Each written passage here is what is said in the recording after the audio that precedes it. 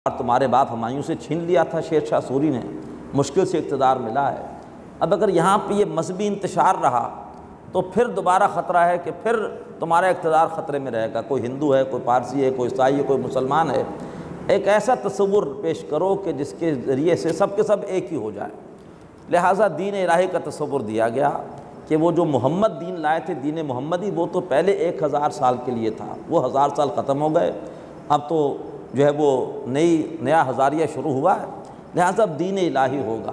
اکبر جیسا چٹا ان پڑھ لوگوں سے بیعت لے رہا ہے، اور یہ ہے کہ اللہ کو سب مانتے ہیں، اچھی اخلاقی باتوں کو سب مانتے ہیں، سچ بولنا چاہیے، وعدے کی پابندی کرنی چاہیے، بس ان اخلاقی اقدار کو لے کر، اور سب کے سب ایک ہی ہیں۔ ایسے میں کھڑے ہو گئے مجدد الف ثانی رحمۃ اللہ علیہ، اور انہوں نے اکبر اور جہانگیر کے دربار میں کھڑے ہو کر حق کا نعرہ بلند کیا، حاضر میں ہوا شیخ مجدد کی لحد پر، وہ خاک کے ہے زیر فلک مطلع انوار، گردن نہ جھکی جس کی جہانگیر کے آگے، جس کے نفس گرم سے ہے گرمی احرار، وہ ہند میں سرمایہ ملت کا نگہبان، اللہ نے بر وقت کیا جس کو خبردار۔ ہم ایک ملت ہیں، ہم کوئی قوم نہیں ہیں، اور ہماری ملت کی بنیاد اللہ کے رسول سے محبت پر ہے صلی اللہ علیہ وسلم، ان پر ایمان سے ہماری جمعیت مستحکم ہے۔ لہٰذا ایمان بالرسالت کی نفی ہو رہی تھی، اس کو پاش کر دیا مجدد الف ثانی رحمۃ اللہ علیہ نے۔ پھر یہ فتنہ کھڑا ہوا دوبارہ گاندھی جی کی زیر قیادت وطنی قومیت کے نتیجے میں، کہ ہندوستان میں بسنے والے سارے ایک ہی ہیں، وہ سکھ ہو، پارسی ہو، مسلمان ہو، قومیت کی بنیاد وطن ہے۔ اللہ تعالیٰ نے اس موقع پر مولانا مودودی رحمۃ اللہ علیہ کے قلم میں طاقت دی، اپنی تحریروں سے اس فتنے کی نفی کی، اور علامہ اقبال نے اپنی شاعری کے ذریعے سے اس فتنے کی نفی کی۔ اپنی ملت پر قیاس اقوام مغرب سے نہ کر، خاص ہے ترکیب میں قوم رسول ہاشمی، قوم رسول ہاشمی، ان کی جمعیت کا ہے ملک و نسب پر انحصار، اور قوت مذہب سے مستحکم ہے جمعیت تیری۔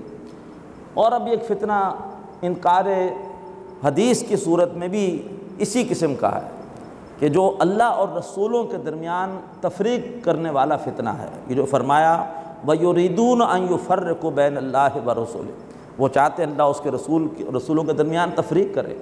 یہ پرویزیت کا فتنہ کیا ہے؟ جو بات قرآن میں اللہ کی ہے مانیں گے، اور حدیث کی بات ہمارے لیے کوئی حجت نہیں ہے، ہم اسی حدیث کو مانیں گے جو قرآن کے مطابق ہو۔ کون فیصلہ کرے گا یہ حدیث قرآن کے مطابق ہے کہ نہیں ہے؟ یہ ہماری عقل فیصلہ کرے گی کہ یہ حدیث قرآن کے مطابق ہے کہ نہیں ہے۔ اسلاف ان کی کیا سوچ ہے، ان کا کیا پورے کا پورا عمل ہے، ہمیں اس کو کوئی اہمیت دینے کو تیار نہیں۔ جو ہمارا ذہن کہے گا ہم اس کے مطابق مانیں گے، اپنی عقل کو زیادہ اہمیت دینا۔ حالانکہ اللہ اور رسول کی اطاعت ایک وحدت ہے، جس نے رسول کی اطاعت کی اسی نے اللہ کی اطاعت کی، اطیعوا اللہ و اطیعوا الرسول۔ اس ایک آیت میں ان سارے فتنوں کا جواب ہے جو ایمان بالرسالت کے حوالے سے مختلف ادوار میں اٹھتے رہے۔ فرمایا ان الذین یکفرون باللہ ورسلہ، بے شک وہ لوگ جو کفر کرتے ہیں اللہ اور اس کے رسولوں کا، وَيُرِيدُونَ أَن يُفَرِّقُوا بَيْنَ اللَّهِ وَرُسُولِهِ، اور چاہتے ہیں کہ جدائی ڈال دیں، تفریق ڈال دیں اللہ اور اس کے رسولوں کے درمیان۔ وَيَقُولُونَ نُؤْمِنُ بِبَعْضٍ وَنَكْفُرُ بِبَعْضٍ، اور کہتے ہیں کہ ہم رسولوں میں سے بعض پر ایمان لائیں گے، بعض کا انکار کریں گے۔ وَيُرِيدُونَ أَن يَتَّخِذُوا بَيْنَ ذَلِكَ سَبِيلًا، اور وہ چاہتے ہیں کہ ہم اس کے درمیان کی کوئی راہ اختیار کریں گے۔ اولئک ھم الکافرون حقا، یہ وہ لوگ ہیں جو پکے کافر ہیں۔ وَأَعْتَدْنَا لِلْكَافِرِينَ عَذَابًا مُهِينًا، اور کافروں کے لیے ہم نے ذلت والا عذاب تیار کر رکھا ہے۔ وَالَّذِينَ آمَنُوا بِاللَّهِ وَرُسُلِهِ، اور وہ لوگ جو ایمان لائے اللہ پر اور اس کے رسولوں پر علیہم السلام۔ وَلَمْ يُفَرِّقُوا بَيْنَ أَحَدٍ مِّنْهُمْ، اور انہوں نے ان میں سے کسی ایک کو بھی جدا نہیں کیا، تمام رسولوں پر ایمان لائے۔ اولئک سوف یؤتیہم اجورہم، یہ وہ لوگ ہیں کہ عنقریب اللہ تعالیٰ ان کو ان کے اجر دے گا۔ وکان اللہ غفور الرحیمہ، اور اللہ بہت بخشنے والا اور بہت رحم فرمانے والا ہے۔ یسألک اہل الکتاب ان تنزل علیہم کتابا من السماء، اے نبی مطالبہ کرتے ہیں آپ سے یہ اہل کتاب صلی اللہ علیہ وآلہ وسلم کہ آپ ان کے لیے آسمان سے کوئی کتاب اتار کر دکھائیں، تب وہ آپ کو رسول مانیں گے۔ فقد سالوا موسیٰ اکبر من ذالک، تو یہ موسیٰ علیہ السلام سے تو اس سے بڑے بڑے مطالبے کر چکے ہیں۔ فقالوا ارنا اللہ جہرتاً، انہوں نے کہا تھا موسیٰ علیہ السلام سے کہ ہمیں اللہ کو بالکل سامنے لا کر دکھاؤ، فَأَخَذَتْهُمُ الصَّاعِقَةُ بِظُلْمِهِمْ، تو انہیں ایک بجلی نے آ پکڑا تھا ان کے ظلم کی وجہ سے، ان پر بجلی گری تھی اور یہ مر گئے تھے۔ تفصیل آئے گی آگے سورۃ الاعراف میں۔ ثُمَّ اتَّخَذُوا الْعِجْلَ مِن بَعْدِ مَا جَاءَتْهُمُ الْبَيِّنَاتُ، اور پھر انہوں نے بچڑے کو معبود بنا لیا تھا اس کے بعد کہ ان کے پاس واضح آیتیں آ چکی تھیں۔ فَعَفَوْنَا عَنْ ذَلِكَ، تو ہم نے انہیں اس پر بھی معاف کر دیا تھا، ان کی توبہ اس پر ہم نے قبول کی تھی۔ وَآتَيْنَا مُوسَىٰ سُلْطَانًا مُبِينًا، اور موسیٰ علیہ السلام کو ہم نے ان پر بالکل واضح اختیار دیا تھا۔ موسیٰ علیہ السلام نے آ کر ان کو حکم دیا کہ تم نے بچڑے کو معبود جو بنایا ہے، جن لوگوں نے یہ ظلم کیا وہ مرتد ہو گئے، انہیں قتل کرو۔ 70,000 افراد نے جرم کیا تھا، لہٰذا انہیں قتل کرنے کا آغاز کیا گیا۔ 3,000 قتل کیے گئے۔ موسیٰ علیہ السلام اللہ سے دعا کرتے رہے، اللہ نے پھر باقی کی معافی کا اعلان کیا، لیکن موسیٰ علیہ السلام کو اتھارٹی حاصل تھی اور ان کے حکم پر پھر مرتدین کا قتل عام ہوا ہے۔ تو ہم نے موسیٰ علیہ السلام کو واضح غلبہ دیا۔ وَرَفَعْنَا فَوْقَهُمُ الطُّورَ بِمِيثَاقِهِمْ، اور ہم نے ان کے اوپر طور پہاڑ کو بلند کیا تھا ان سے عہد لینے کے لیے۔ تفصیل آئے گی انشاءاللہ سورہ اعراف میں۔ وَقُلْنَا لَهُمُ ادْخُلُوا الْبَابَ سُجَّدًا، اور ہم نے ان سے کہا تھا کہ تم داخل ہونا دروازے سے جھکتے ہوئے۔ ایک شہر فتح ہوا تھا، اللہ نے کہا تھا کہ اکڑ کے مت داخل ہونا، اس شہر میں داخل ہونا عاجزی کے ساتھ جھکتے ہوئے۔ وَقُلْنَا لَهُمْ لَا تَعْدُوا فِي السَّبْتِ، اور ہم نے انہیں حکم دیا تھا کہ جو ہفتے کے لیے ہم نے قانون بنایا ہے اس میں زیادتی نہ کرنا۔ وَأَخَذْنَا مِنْهُمْ مِيثَاقًا غَلِيظًا، تو ہم نے ان سے بڑا مضبوط عہد لیا تھا۔ فَبِمَا نَقْضِهِمْ مِيثَاقَهُمْ، تو بسبب اس کے کہ انہوں نے اپنے عہد کو توڑا، الفاظ محذوف ہے، بریکٹ میں لکھ لیجئے، لَعَنَّاهُمْ، ہم نے ان پر لعنت کی۔ اگلی صورت میں یہ الفاظ ظاہر ہو جائیں گے، یہاں محذوف ہیں کہ بسبب ان کے اپنے عہد کو توڑنے کے ہم نے ان پر لعنت کی۔ وَكُفْرِهِمْ بِآيَاتِ اللَّهِ، اور بسبب اس کے کہ انہوں نے اللہ کی آیتوں کا انکار کیا۔ وَقَتْلِهِمُ الْأَنْبِيَاءَ بِغَيْرِ حَقٍّ، اور انہوں نے اللہ کے نبیوں کو ناحق شہید کیا۔ وَقَوْلِهِمْ قُلُوبُنَا غُلْفٌ، اور ان کے اس قول کی وجہ سے کہ ہمارے دل لپٹے ہوئے ہیں، تم جو مرضی ہمارے سامنے دلیل پیش کرو، ہمارے دل میں تمہاری کوئی بات داخل نہ ہوگی۔ بل طبع اللہ علیہ بکفرہم، بلکہ اللہ نے ان کے کفر کی وجہ سے ان کے دلوں پر مہر کر دی تھی۔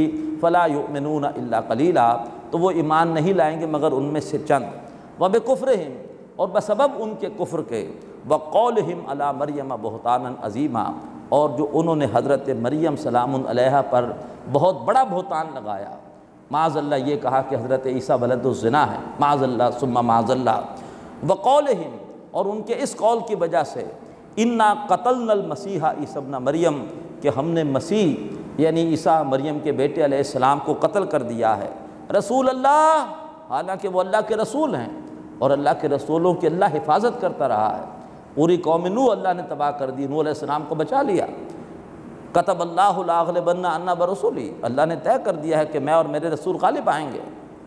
وما قتلوہ وما صلبوہ، انہوں نے حضرت عیسیٰ کو نہ قتل کیا نہ صلیب پہ لٹکایا، بلاکن شبہ لہم، یہ پورا معاملہ ان کے لیے مشکوک کر دیا گیا۔ تفصیل سورہ آل عمران میں آ چکی ہے۔ جس حواری نے غداری کی تھی اس کی شکل عیسیٰ علیہ السلام جیسی کر دی گئی، وہ صلیب پہ لٹکا دیا گیا، اور عیسیٰ علیہ السلام کو اللہ نے اٹھا دیا، آسمان پہ لے گئے اللہ۔ وَإِنَّ الَّذِينَ اخْتَلَفُوا فِيهِ لَفِي شَكٍّ مِّنْهُ، اور بے شک وہ لوگ جو اس بارے میں اختلاف کر رہے ہیں وہ اس بارے میں شک میں ہیں۔ مَا لَهُمْ بِهِ مِنْ عِلْم، ان کے پاس اس حوالے سے کوئی علم نہیں، إِلَّا اتِّبَاعَ الظَّنِّ، بلکہ وہ پیروی کر رہے ہیں اپنے گمانوں کی۔ وَمَا قَتَلُوهُ يَقِينًا، انہوں نے یقینی طور پر عیسیٰ علیہ السلام کو قتل نہیں کیا، بل رفعہ اللہ الیہ، بلکہ اللہ نے ان کو اپنی طرف اوپر اٹھا لیا۔ وکان اللہ عزیزا حکیما، اور اللہ تبارک و تعالی زبردست ہے، کمال حکمت والا۔ بارک اللہ لی ولکم ولسائر المسلمین والمسلمات۔ هذا القرآن يوحدنا لطريق الخير يوجهنا، هذا بلاغ للناس، یہ قرآن لوگوں کے لیے اللہ کا پیغام۔ هذا القرآن يوحدنا لطريق الخير يوجهنا الله تعالى أنزله ورسول الله نحمده ونصلي على رسوله الكريم اما بعد فاعوذ باللہ من الشیطان الرجیم بسم اللہ الرحمن الرحیم وَإِن مِّنْ أَهْلِ الْكِتَابِ إِلَّا لَيُؤْمِنَنَّ بِهِ قَبْلَ مَوْتِهِ وَيَوْمَ الْقِيَامَةِ يَكُونُ عَلَيْهِمْ شَهِيدًا صدق اللہ العظیم رب اشرح لی صدری ویسر لی امری واحلل عقدۃ من لسانی یفقہوا قولی آمین یا رب العالمین۔ محترم حضرات اور معزز خواتین، سورۃ الاعراف کے اس 22ویں رکوع میں یہود کے کچھ جرائم کا ذکر چل رہا ہے۔ انہوں نے دعویٰ کیا کہ ہم نے حضرت عیسیٰ علیہ السلام کو قتل کر دیا ہے۔ اللہ نے فرمایا جھوٹ بولتے ہیں، وما قتلوہ وما صلبوہ، نہ انہوں نے عیسیٰ علیہ السلام کو قتل کیا اور نہ ہی ان کو صلیب پہ لٹکایا۔ اور آخری آیت جو اس سے پہلے ہم نے پڑھی تھی، بل رفعہ اللہ الیہ، بلکہ اللہ نے انہیں اپنی طرف اوپر اٹھا لیا۔ اب اس کے بعد یہ تو حضرت عیسیٰ علیہ السلام کے رفع آسمانی کا ذکر تھا، اللہ نے ان کو اوپر اٹھا لیا، وہ اس وقت آسمان پر ہیں، چوتھے آسمان پر زندہ ہے۔ اب اس کے بعد ان کی دوبارہ دنیا میں آمد ہوگی قرب قیامت، تاکہ جن یہودیوں نے ان کا انکار کیا ہے، ان پر بہتان لگایا ہے اور باوجود مہلت کے انہوں نے توبہ نہیں کی ہے، اب یہ سارے کے سارے یہودی ان کے سامنے اسی طرح سے ہلاک کیے جائیں گے جیسے حضرت نوح علیہ السلام کے سامنے ان کے انکار کرنے والے، ان کا کفر کرنے والے ہلاک کیے گئے، حضرت ہود کے سامنے ان کی کافر قوم ہلاک کی گئی، حضرت صالح کے سامنے ان کی قوم ہلاک کی گئی، حضرت لوط کے سامنے ان کی قوم ہلاک کی گئی، حضرت شعیب کے سامنے ان کی قوم ہلاک کی گئی، حضرت موسیٰ علیہ السلام کے سامنے فرعون کو غرق کیا گیا۔ بالکل اسی طرح اب عیسیٰ علیہ السلام کے سامنے قرب قیامت یہ تمام یہودی ہلاک کیے جائیں گے۔ اب اگلی آیات میں حضرت عیسیٰ کی جو دوبارہ آمد ہونی ہے دنیا میں قیامت سے پہلے، اس کی طرف اشارہ ہے۔ فرمایا وَإِن مِّنْ أَهْلِ الْكِتَابِ، اور اہل کتاب میں سے کوئی بھی نہیں ہوگا، إِلَّا لَيُؤْمِنَنَّ بِهِ قَبْلَ مَوْتِهِ، مگر یہ کہ وہ حضرت عیسیٰ علیہ السلام کی موت سے پہلے، ابھی ان کی موت واقع نہیں ہوئی، ان کی موت سے پہلے ان پر ایمان لے آئے گا۔ جو عیسائی ہیں، حدیث میں آتا ہے کہ جب عیسیٰ علیہ السلام دوبارہ آئیں گے اور آ کر بتائیں گے عیسائیوں کو کہ اصل حقیقت کیا ہے، تو عیسائی ان پر ایمان لائیں گے۔ اب انہیں وہ اللہ کا رسول، اللہ کا بندہ تو مانیں گے، اللہ کا بیٹا نہیں مانیں گے، اور پھر مسلمان ہو جائیں گے گویا۔ اور مسلمان ہونے کے بعد اب عیسائی اور مسلمان مل کر یہ پھر یہود کے خلاف ایک آخری اقدام کریں گے۔ یہود بھی اب دل سے یقین کر لیں گے کہ واقعی حضرت عیسیٰ علیہ السلام یہ وہی ہستی ہیں جن کا ہم نے انکار کیا تھا، لیکن بجائے اس کے کہ ایمان لانے کے اپنی اسی ضد اور ہٹ درمی میں رہیں گے اور اس کے بعد برباد ہوں گے، ہلاک ہوں گے۔ لیکن ایمان سبھی لے آئیں گے، جو ایمان کا اقرار کریں گے وہ مسلمان ہو جائیں گے، جو اقرار نہیں کریں گے وہ ذلیل ہوں گے، رسوا ہوں گے، ہلاک ہوں گے، برباد ہوں گے۔ لیکن دل سے ایمان ہر آدمی لے آئے گا، صرف یہ ہے کہ زبان سے اقرار کی توفیق جس کو ہوگی اس کو عزت ملے گی، جو زبان سے اقرار نہیں کرے گا کسی تکبر کی وجہ سے وہ مارا جائے گا۔ فرمایا وَإِن مِّنْ أَهْلِ الْكِتَابِ، اور اہل کتاب میں سے کوئی بھی نہیں ہے، إِلَّا لَيُؤْمِنَنَّ بِهِ قَبْلَ مَوْتِهِ، مگر یہ ہے کہ ان کی موت سے پہلے ان پر ایمان لے آئے گا۔ وَيَوْمَ الْقِيَامَةِ يَكُونُ عَلَيْهِمْ شَهِيدًا، اور قیامت کے دن حضرت عیسیٰ علیہ السلام ان کے اوپر گواہ بنیں گے۔ فَبِظُلْمٍ مِّنَ الَّذِينَ هَادُوا، تو ان لوگوں کی طرف سے جو یہودی ہوئے ان کے ظلم کی وجہ سے، ان کی سرکشی، ان کی نافرمانیوں کی وجہ سے، حرمنا علیہم طیبات احلت لہم، ہم نے ان پر حرام کر دی بہت سی پاکیزہ چیزیں جو ان کے لیے حلال تھیں۔ کیا چیزیں حرام کی؟ سورۃ الانعام میں تفصیل آئے گی۔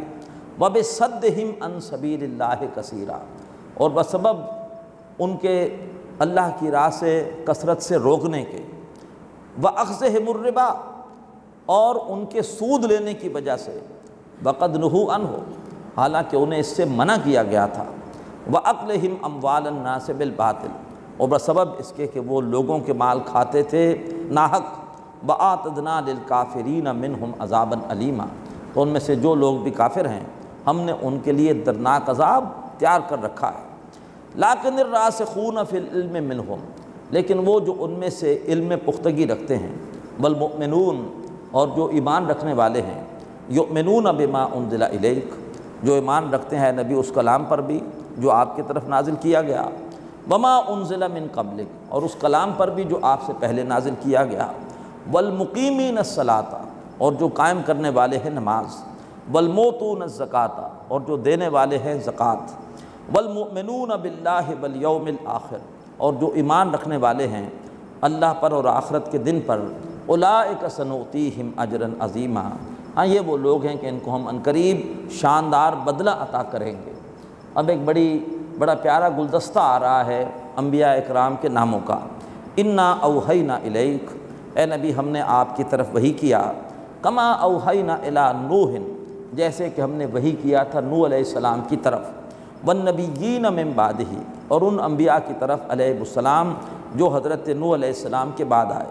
وَأَوْحَيْنَا إِلَىٰ إِبْرَاهِيمَ وَإِسْمَاعِيلَ وَإِسْحَاقَ وَيَعْقُوبَ وَالْأَسْبَاطِ، اور ہم نے وحی کیا تھا ابراہیم اور اسماعیل اور اسحاق اور یعقوب اور ان کی اولادوں کی طرف علیہ السلام، وعیسیٰ وایوب ویونس وہارون وسلیمان، اور ہم نے وحی کیا تھا عیسیٰ اور ایوب اور یونس اور ہارون اور سلیمان علیہ السلام کی طرف، وآتینا داؤد زبورا، اور حضرت داؤد علیہ السلام کو تو ہم نے زبور عطا کی تھی، وَرُسُلًا قَدْ قَصَصْنَاهُمْ عَلَيْكَ مِن قَبْلِ، ایسے بھی رسول ہیں کہ جن کا ذکر اے نبی اس سے پہلے ہم آپ کو سنا چکے ہیں، وَرُسُلًا لَمْ نَقْصُصْهُمْ عَلَيْكَ، اور ایسے بھی رسول ہیں کہ جن کا ذکر ہم اس سے پہلے آپ کو ہم نے نہیں سنایا۔ رسول کئی آئے ہیں، قرآن مجید میں صرف 26 انبیاء اور رسولوں کا ذکر ہے، انہی انبیاء اور رسولوں کا ذکر ہے جو کہ حجاز کے قرب و جوار میں آئے، جن کو قرآن مجید کے اولین مخاطبین یعنی اہل حجاز مکہ اور مدینہ والے جانتے تھے، قرآن میں صرف انہی کا ذکر ہے، ورنہ یہ ہے کہ رسول بے شمار آئے ہیں۔ وَكَلَّمَ اللَّهُ مُوسَىٰ تَكْلِيمًا، اور موسیٰ علیہ السلام سے تو اللہ نے ایسے کلام فرمایا جیسے کہ کلام کیا جاتا ہے، یعنی انہیں اللہ نے شرف ہم کلامی بخشا۔ ایمان بالرسالت کے حوالے سے بڑی اہم آیت آ رہی ہے، فرمایا رسولا مبشرین و منذرین، رسول آئے بشارت دینے والے بن کر اور خبردار کرنے والے بن کر، کیوں؟ لئلا یکون للناس علی اللہ حجۃ بعد الرسل، تاکہ رسولوں کے آنے کے بعد لوگوں کے پاس اللہ کے مقابلے میں کوئی حجت نہ رہے، کوئی یہ نہ کہہ سکے اللہ سے کہ اللہ ہمیں پتہ ہی نہیں تھا کہ آپ کیا چاہتے ہیں، آپ کا پیغام کیا ہے، آپ کس چیز سے خوش ہوتے ہیں، کس چیز سے ناراض ہوتے ہیں۔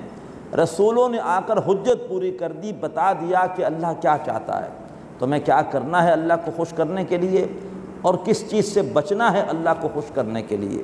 تو رسولا مبشرین و منذرین، رسول آئے اچھے کاموں پر بشارت دینے والے بن کر، برے کاموں کے حوالے سے خبردار کرنے والے بن کر، لئلا یکون للناس علی اللہ حجۃ بعد الرسول، تاکہ نہ رہے لوگوں کے پاس اللہ کے مقابلے میں کوئی بہانہ، کوئی حجت رسولوں کے آنے کے بعد۔ وکان اللہ عزیزا حکیما، اللہ زبردست ہے، کمال حکمت والا۔ جلالی انداز کی آیت آ رہی ہے، لیکن اللہ یشہد بما انزل الیک انزلہ بعلمہ، لیکن اللہ تعالیٰ خود گواہی دیتا ہے کہ اے نبی اس نے جو کلام بھی آپ کی طرف نازل کیا ہے وہ نازل کیا ہے اپنے علم کی بنیاد پر۔ یہ قرآن مجید اللہ کے علم کامل کا مظہر ہے، عظیم کتاب ہے، ایسی کتاب کہ جس کا علم کامل ہے۔ والملائکۃ یشہدون، اور فرشتے بھی اس پر گواہ ہیں۔ وکفیٰ باللہ شہیدا، اور اللہ تعالیٰ کافی ہے بطور گواہ۔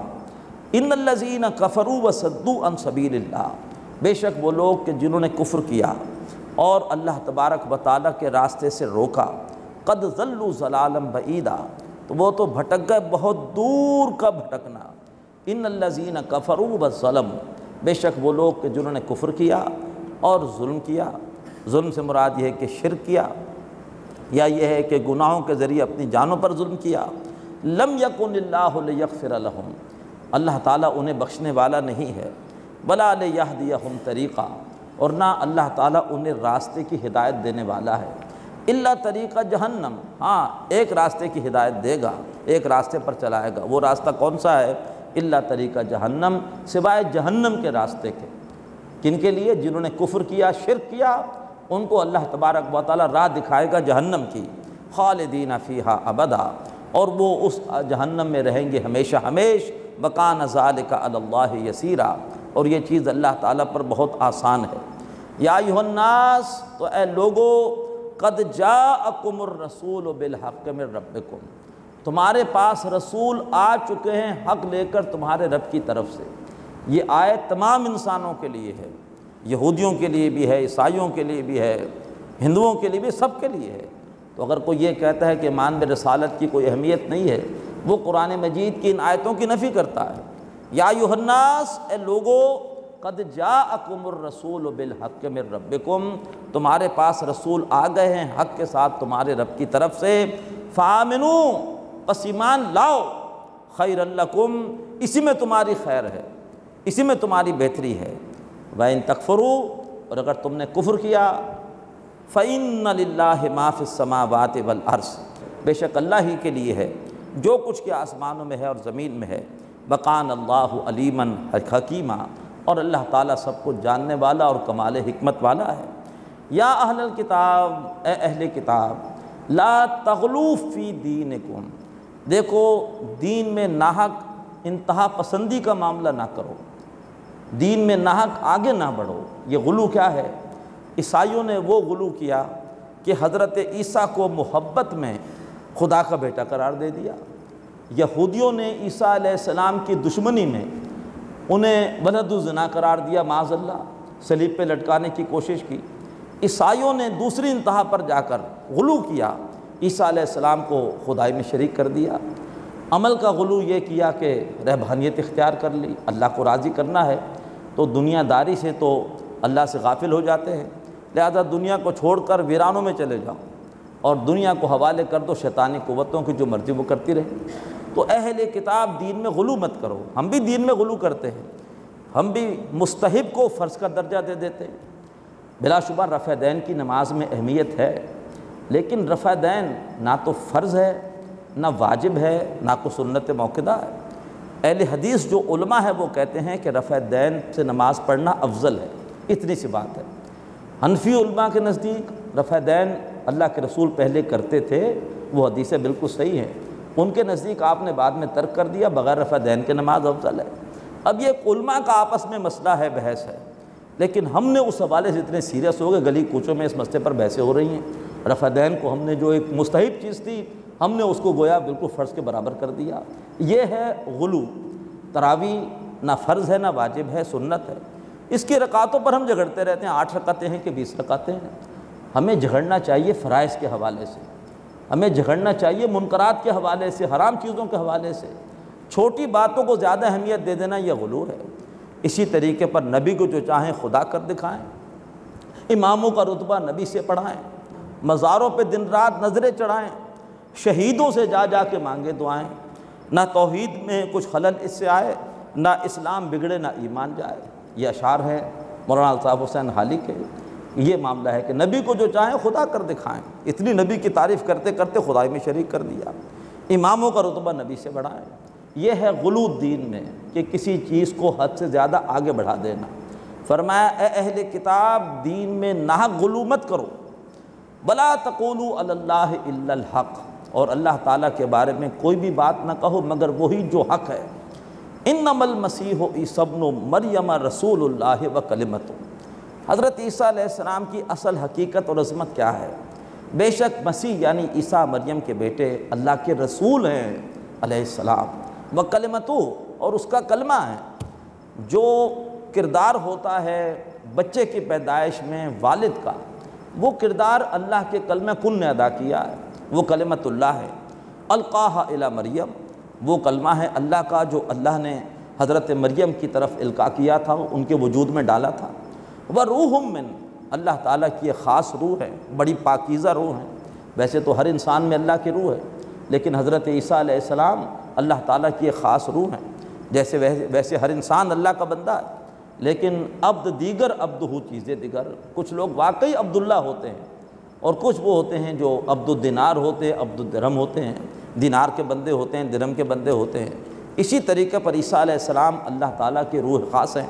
فآمنوا باللہ ورسولہ، ایمان لاؤ، پس ایمان لاؤ اللہ پر اور اس کے رسولوں پر۔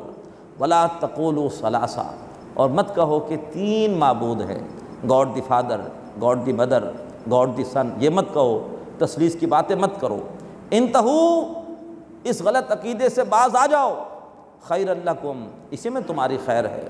انما اللہ الہ واحد، بے شک اللہ تعالیٰ معبود واحد ہے۔ سبحانہ ان یکون لہ ولد، وہ پاک ہے اس سے کہ اس کے کوئی بیٹا ہو۔ لہو ما فی السماوات و ما فی الارض، اللہ ہی کے لیے ہے جو کچھ آسمانوں میں ہے، جو کچھ زمین میں ہے۔ وکفیٰ باللہ وکیلا، اللہ تعالیٰ کافی ہے بطور کارساز۔ لن یستنکف المسیح ان یکون عبدا للہ، حضرت عیسیٰ علیہ السلام کو تو اس سے کوئی عار نہیں کہ وہ اللہ تبارک و تعالیٰ کے بندے بنے۔ ولا الملائکۃ المقربون، اور نہ اللہ تعالیٰ کے قریبی فرشتوں کو اس سے کوئی عار ہے کہ وہ اللہ کے بندے بنے۔ تم نے فرشتوں کو خدا کی بیٹیاں قرار دے کر خدائی میں شریک کر دیا ہے مکے والوں، اور عیسائیوں نے عیسیٰ علیہ السلام کے ساتھ یہ ظلم کیا۔ نہ عیسیٰ علیہ السلام کو اس سے کوئی عار ہے کہ اللہ کی بندگی کریں، اور نہ اللہ کے قریبی فرشتوں کو اس سے کوئی عار ہے، بلکہ جتنا انسان اللہ کی قربت حاصل کرتا ہے اتنا اسے اللہ کی بندگی اور اللہ کے سامنے عاجزی میں مزہ آتا ہے۔ رتبہ جسے دنیا میں خدا دیتا ہے وہ دل میں فروتنی کو جا دیتا ہے۔ کرتے ہیں تہی مغز ثنا آپ اپنی، جو ظرف کے خالی ہے صدا دیتا ہے۔ تو جس ظرف میں کچھ ہو وہ ظرف وہ زیادہ شور شرابہ نہیں کرتا، اس میں عاجزی ہوتی ہے۔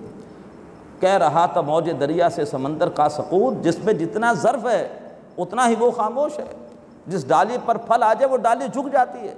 تو عیسیٰ علیہ السلام اور فرشتوں کو تو اس سے کوئی عار نہیں کہ وہ اللہ کے سامنے جھکیں۔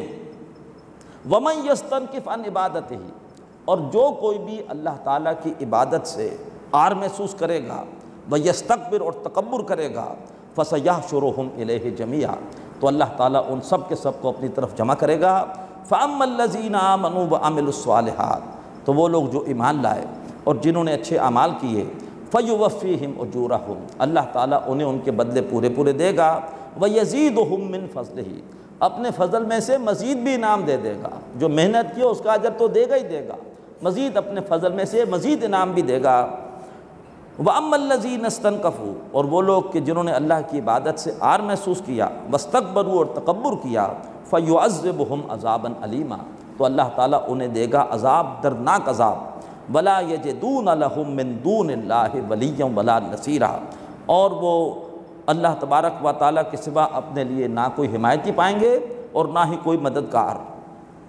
یا ایھا الناس، تو اے لوگو، قد جاءکم برہان من ربکم، تمہارے پاس تمہارے رب کی طرف سے واضح دلیل یعنی قرآن آ چکا ہے۔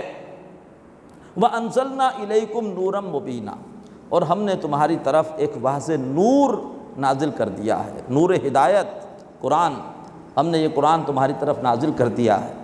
فَأَمَّا الَّذِينَ آمَنُوا بِاللَّهِ، تو وہ لوگ جو ایمان لائیں اللہ پر، وَاعْتَصَمُوا بِهِ، اور اللہ تعالیٰ کے ساتھ چمٹ جائیں، یعنی اس قرآن کے ساتھ چمٹ جائیں، اس قرآن مجید کے 5 حقوق ادا کریں، اس پر صحیح معنوں میں ایمان لائیں، اس کی باقاعدہ آداب کے ساتھ تلاوت کریں، اس کو سمجھیں، اس کے انفرادی احکامات پر عمل کریں، اس کے اجتماعی احکامات کے نفاذ کے لیے جد و جہد کریں، اور پھر اس کی تبلیغ کریں۔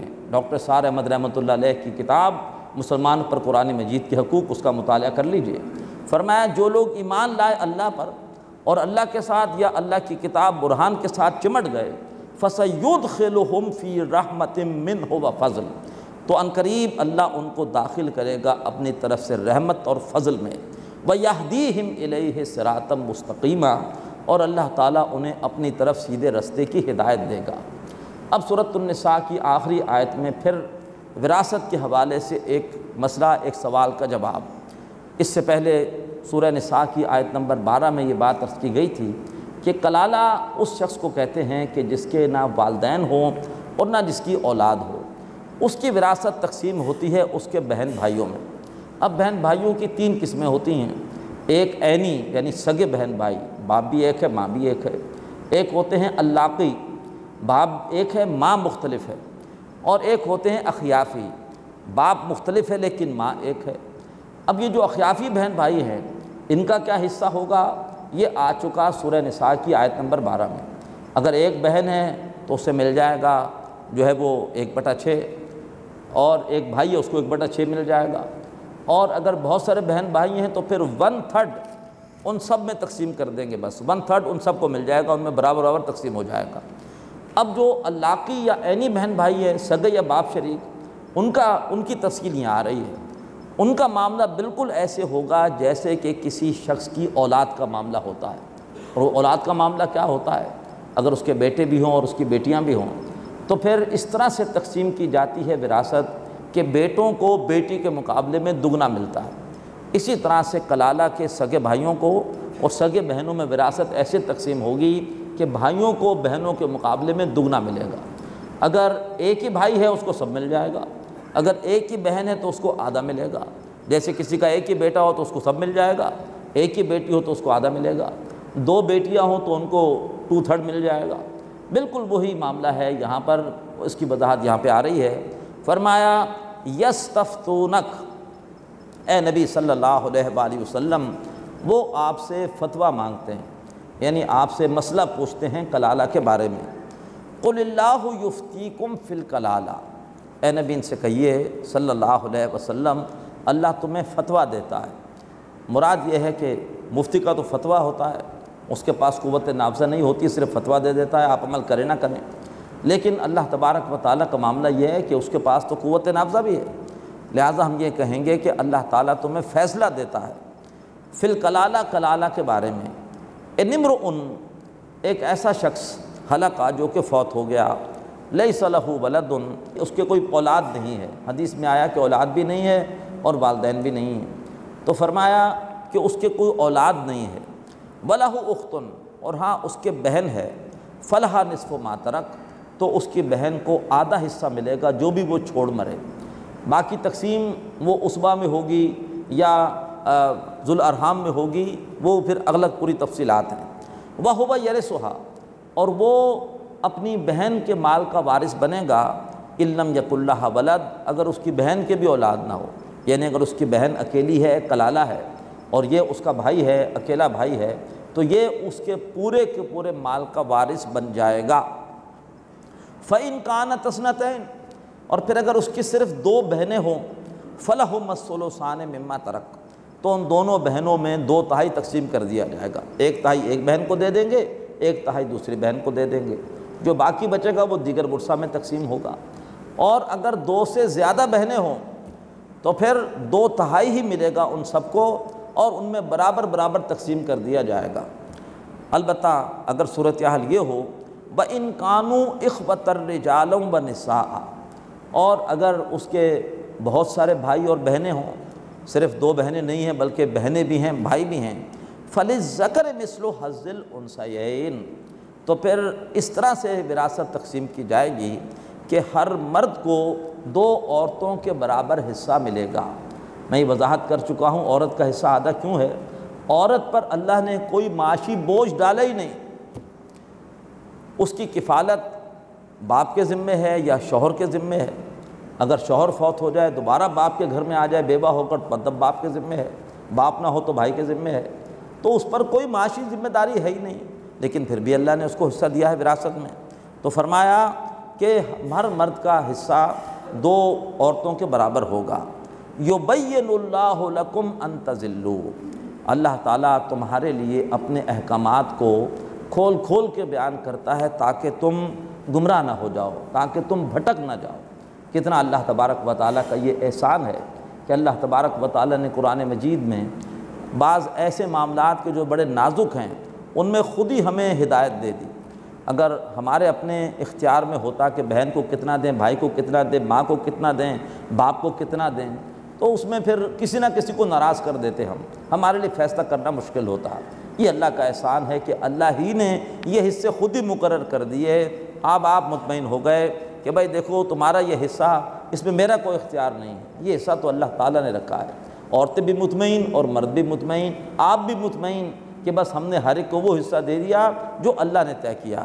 فرمایا اللہ تعالیٰ تمہارے لیے اپنے احکامات واضح کرتا ہے کہ کہیں تم گمراہ نہ ہو جاؤ۔ واللہ بکل شیء علیم، اور اللہ تبارک و تعالیٰ ہر چیز کا علم رکھنے والا ہے۔ تمہارا علم ناقص ہے، اللہ تمہیں علم دیتا ہے، اللہ کو تو ہر چیز کا علم ہے۔ بارک اللہ لی ولکم فی القرآن العظیم ونفعنی وإیاکم بالآیات والذکر الحکیم۔ هذا القرآن يوحدنا لطريق الخير يوجهنا هذا بلاغ للناس، یہ قرآن لوگوں کے لیے اللہ کا پیغام ہے۔ هذا القرآن يوحدنا لطريق الخير يوجهنا الله تعالى أنزله ورسول الله معلم نحمده ونصلي على رسوله الكريم، اما بعد فاعوذ باللہ من الشیطان الرجیم، بسم اللہ الرحمن الرحیم۔ یا ایہا الذین آمنوا اوفوا بالعقود احلت لکم بہیمۃ الانعام الا ما یتلی علیکم غیر محل الصید وانتم حرم ان اللہ یحکم ما یرید۔ صدق اللہ العظیم۔ رب اشرح لی صدری ویسر لی امری واحلل عقدۃ من لسانی یفقہوا قولی، آمین یا رب العالمین۔ محترم حضرات اور معزز خواتین، سورۃ المائدہ یہ تکمیل شریعت کی صورت کہلاتی ہے۔ بہت سارے احکامات شریعت کے اپنی آخری شکل میں، حتمی شکل میں آئے سورۃ المائدہ میں۔ اسی سورہ مبارکہ میں آیت نمبر 3 میں اللہ نے اعلان فرمایا کہ الیوم اکملت لکم دینکم، میں نے آج کے دن تمہارے لیے تمہارا دین مکمل کر دیا۔ پھر یہ پوری سورہ مبارکہ نہ صرف اس میں احکامات شریعت ہیں بلکہ پوری سورت ہی شریعت کے حوالے سے مختلف پہلوؤں سے بحث کرتی ہے۔ اس سورہ مبارکہ کے پہلے 2 رکوع میں احکامات شریعت ہیں، پھر اس کے بعد رکوع نمبر 3 سے لے کے رکوع نمبر 11 تک طویل حصہ ہے کہ جس میں سابقہ امت مسلمہ یعنی یہودیوں کی احکامات شریعت سے پہلو تہی اور پھر نفاذ شریعت کی جد و جہد سے پہلو تہی کا پورا بیان ہے۔ اس کے بعد پھر رکوع نمبر 12، 13 اور 14 میں پھر احکامات شریعت ہیں، اور اس کے بعد آخری 2 رکوع میں رکوع 15 اور 16 میں ایمان بالرسالت کا بیان ہے۔ بسم اللہ الرحمن الرحیم۔ یا ایہا الذین آمنوا اوفوا بالعقود، اے لوگو جو ایمان لائے ہو جو بھی عہد ہے ان کو پورا کرو۔ صلح حدیبیہ مسلمانوں نے قریش مکہ کے ساتھ سن 6 ہجری میں کی تھی، اور اس کے بعد اسی صلح کے ذریعے سے یہ بات طے ہوئی تھی کہ اب عرب کے تمام قبائل آزاد ہیں، وہ چاہیں تو قریش کے ساتھ معاہدہ کر کے حلیف بن جائیں اور چاہیں تو مسلمانوں کے ساتھ معاہدہ کر کے حلیف بن جائیں۔ تو اب مسلمان کئی قبیلوں میں جا کر ان کے ساتھ معاہدات کر رہے تھے۔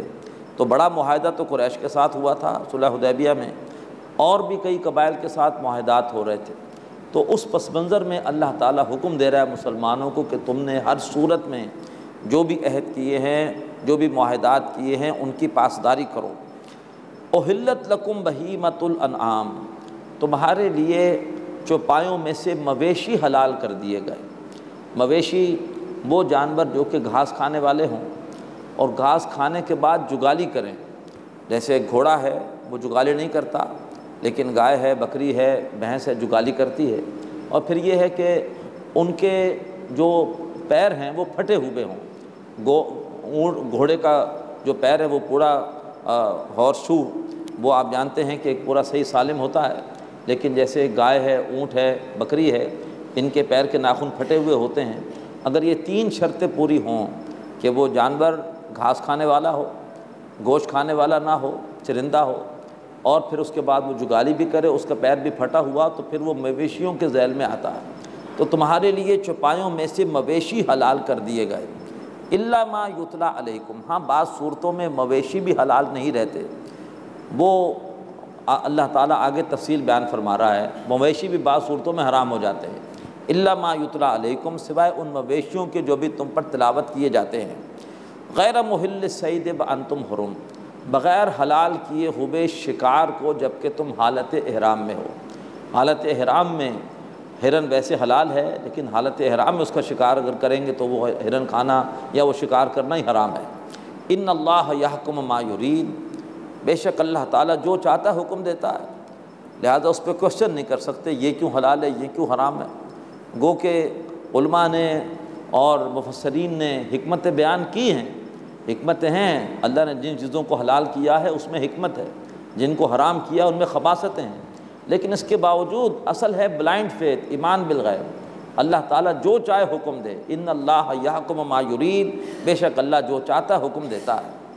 یا ایھا الذین آمنوا، اے لوگو جو ایمان لائے ہو، لا تحلوا شعائر اللہ، دیکھو جو اللہ کے شاعر ہیں ان کو حلال نہ کر لو، ان کی حرمت کو پامال نہ کرو۔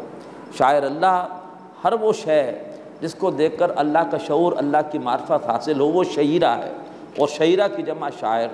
تو جو بھی اللہ کے شاعر ہیں جن سے اللہ یاد آتا ہے، فرمایا ان چیزوں کی حرمت کو پامال نہ کرو۔ ولا شہر الحرام، اب اس کی مثالیں دی جا رہی ہیں، جیسے حرمت والا مہینہ ہے رجب، ذی القعدہ، ذی الحجہ، محرم، یہ 4 مہینے اللہ نے محترم ٹھہرائے ہیں کہ ان میں جنگ نہیں کی جا سکتی، ان کا احترام کرو، ان مہینوں میں جنگ و جدال نہ کرو۔ ولا الہدیہ، اور وہ جانور جو کہ قربانی کے لیے لے جایا جا رہا ہے حرم کی طرف، جو قربانی آپ عید الاضحیٰ کو اپنے گھر پہ پیش کرتے ہیں وہ ہدی نہیں ہے، وہ نسک ہے۔ جو قربانی پیش کی جاتی ہے حدود حرم میں لے جا کر وہ ہدی ہے۔ تو اس جانور کی کو سے بھی پیار کرو کہ کسی اللہ کے بندے نے اس جانور کو وقف کیا ہے حدود حرم میں قربان کرنے کے لیے، ورنہ وہ اس جانور کو بیچ کر اس سے فائدہ بھی حاصل کر سکتا تھا، اس جانور کے دودھ سے بھی فائدہ اٹھا سکتا تھا، لیکن نہیں، یہ اس جانور کو لے کے جا رہا ہے۔ گویا اس سے اللہ یاد آتا ہے کہ اللہ کے بندے قربانیاں دیتے ہیں اللہ کی رضا کے لیے، اور جو قیمتی ان کی اثاثے ہوتے ہیں ان کو بھی لے جاتے ہیں قربان کرنے کے لیے حرم کی طرف۔ وللقلائد، اور نہ اس جانور کی حرمت کو پامال کرو کہ جس کے گلے میں قلادہ ڈال دیا گیا ہے، پٹا ڈال دیا گیا ہے اس علامت کے طور پر کہ اس کو کسی وقت بھی حرم میں لے جا کے ذبح کیا جائے گا۔ ایک شخص ارادہ کر لیتا ہے کہ یہ جو بکرا ہے اس بکرے کو میں نے حرم میں جا کر ذبح کرنا ہے، تو وہ اس کے گلے میں خاص پٹا ڈال دیتے تھے تاکہ معلوم ہو جائے کہ یہ بکرا وقف ہے، اب اسے کسی وقت بھی۔ تو ایسے بکرے کے جسم پر بھی پیار سے ہاتھ پھیرو، اور اس بکرے کا بھی تم ایک احترام کرو کہ یہ اللہ کی راہ میں ذبح ہوگا حدود حرم میں۔ ولا آمین البیت الحرام، اور اسی طریقے پر ان کا بھی احترام کرو کہ جنہوں نے ارادہ کر رکھا ہے اللہ کے گھر کی طرف جانے کا، جو حج کے لیے یا عمرے کے لیے اللہ کے گھر کی طرف جا رہے ہیں، ان کا بھی احترام کرو۔ ہمارے ہاں کیفیت بالکل برعکس ہے، ہمارے ہاں عمرے کے حوالے سے کرائے بڑھا دیے جاتے ہیں، بجائے احترام کرنے کے ہم ان کے ساتھ ظلم کرتے ہیں، زیادتی کرتے ہیں، جبکہ ہندوستان اس میں پھر بھی رعایت دی جاتی ہے عمرہ کرنے والوں کو، حج کرنے والوں کو۔ تو کس قدر ہمارے لیے محرومی ہے، نحوست ہے کہ وہ ملک جو ہم نے اسلام کے لیے حاصل کیا تھا وہاں پر اسلام کے حوالے سہولیات دینے کے بجائے ہم مشکلات کھڑی کرتے ہیں۔ قرآن مجید کہتا ہے کہ جو عمرہ کے لیے جا رہے ہوں، حج کے لیے جا رہے ہوں، حالت احرام میں ہوں، ان کی خدمت کرو، ان سے محبت کرو، ان کی مہمان نوازی کرو، اس لیے کہ یہ اللہ کے بندے اپنا وقت اور اپنا مال یہ خالص اللہ کی رضا کے لیے قربان کر کے اور جو ہے وہ مسجد حرام کی طرف جا رہے ہیں۔ یبتغون فضلا من ربہم ورضوانا، وہ جو حرم کی طرف جانے والے ہیں وہ کون ہیں؟ وہ اللہ کا فضل، اپنے رب کا فضل اور اس کی رضا کے متلاشی ہیں۔ وَإِذَا حَلَلْتُمْ، ہاں جب تم حلال ہو جاؤ، جب تم حالت احرام سے نکل آؤ، فاصطادوا، تو پھر تم شکار کر سکتے ہو۔ وَلَا يَجْرِمَنَّكُمْ شَنَآنُ قَوْمٍ، اور کسی قوم کی دشمنی تمہیں اس پر آمادہ نہ کرے، ان صدوکم عن المسجد الحرام، کہ انہوں نے تمہیں مسجد حرام جانے سے روکا تھا، ان تعتدوا، کہ تم زیادتی کرو۔ جب مسلمان سن 6 ہجری میں گئے تھے عمرہ کرنے تو مکے والوں نے عمرہ نہیں کرنے دیا اور کہا کہ واپس جائیے، اگلے سال آئیے گا، تو غصہ تو بہت تھا مسلمانوں کو۔ اب 7 ہجری میں مسلمان گئے ہیں صلح حدیبیہ کی شرط کے مطابق عمرہ کرنے کے لیے، تو فرمایا کہ اس موقع پر ایسا نہ ہو کہ تمہیں ان کی وہ زیادتی یاد آ جائے کہ انہوں نے تمہیں عمرہ کرنے سے روکا تھا اور تم بھی کوئی زیادتی کر بیٹھو۔ تو فرمایا کسی قوم کی دشمنی کہ اس نے تمہیں روکا تھا مسجد حرام سے، تمہیں اس پر آمادہ نہ کرے، ان تعتدوا، کہ تم زیادتی کرو۔ وتعاونوا علی البر والتقوی، بہت ہی اہم آیت کا اہم حصہ، اور نیکی اور تقوی کے کام میں تعاون کرو، ولا تعاونوا علی الاثم والعدوان، گناہ اور زیادتی کے کام میں تعاون مت کرو۔ خیر کا کام، اچھا کام کوئی بھی کر رہا ہو اس کو سپورٹ کرو، جو ہے وہ اس کی حمایت کرو، اس کا ساتھ دو، اور گناہ اور زیادتی کے کام میں تعاون مت کرو۔ اب یہ بہت اہم اصول ہے۔ بعض لوگ پوچھتے ہیں کہ جی ہم سوئم میں جائیں کہ نہ جائیں، چہلم میں جائیں کہ نہ جائیں، تو میں انہیں یہی کہتا ہوں کہ یہ زیادتی ہے۔ بعض اوقات ان کے ذریعے سے ہم یتیموں کا مال کھا رہے ہوتے ہیں۔ ان چیزوں کی کوئی شرعی حیثیت نہیں ہے۔ سوئم اور چہلم، اس کے لیے برسی کے لیے کوئی اصطلاح نہیں ہے عربی۔ اگر واقعتاً قرآن و سنت کی اصطلاح ہوتی، ایسی تقریبات میں جانا گویا ہم ان چیزوں کو سپورٹ کر رہے ہیں، کیا ان کی بھی حیثیت ہے؟ کوئی تعاون نہیں ہونا چاہیے۔ اسی طریقے پر اگر کہیں مخلوط محفل ہے، ولیمے کی محفل ہو، چاہے کوئی رخصتی کی محفل ہو، ایسی محفلوں میں نہیں جانا چاہیے۔ گویا وہاں پر جا کر ہم ثابت کر رہے ہوتے ہیں کہ ہاں یہ محفل یہ بالکل جائز ہے اور اس کے اندر جا کے بیٹھا جا سکتا ہے۔ اسلام نے اس کی اجازت نہیں دی ہے۔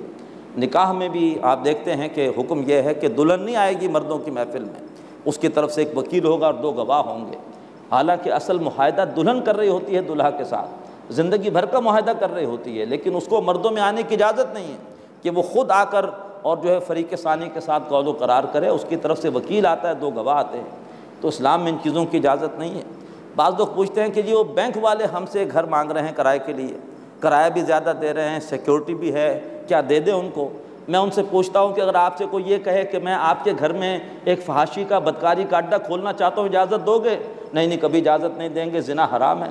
حدیث میں آتا ہے کہ یہ سود کا لین دین 36 بار زنا کرنے سے زیادہ حرام ہے۔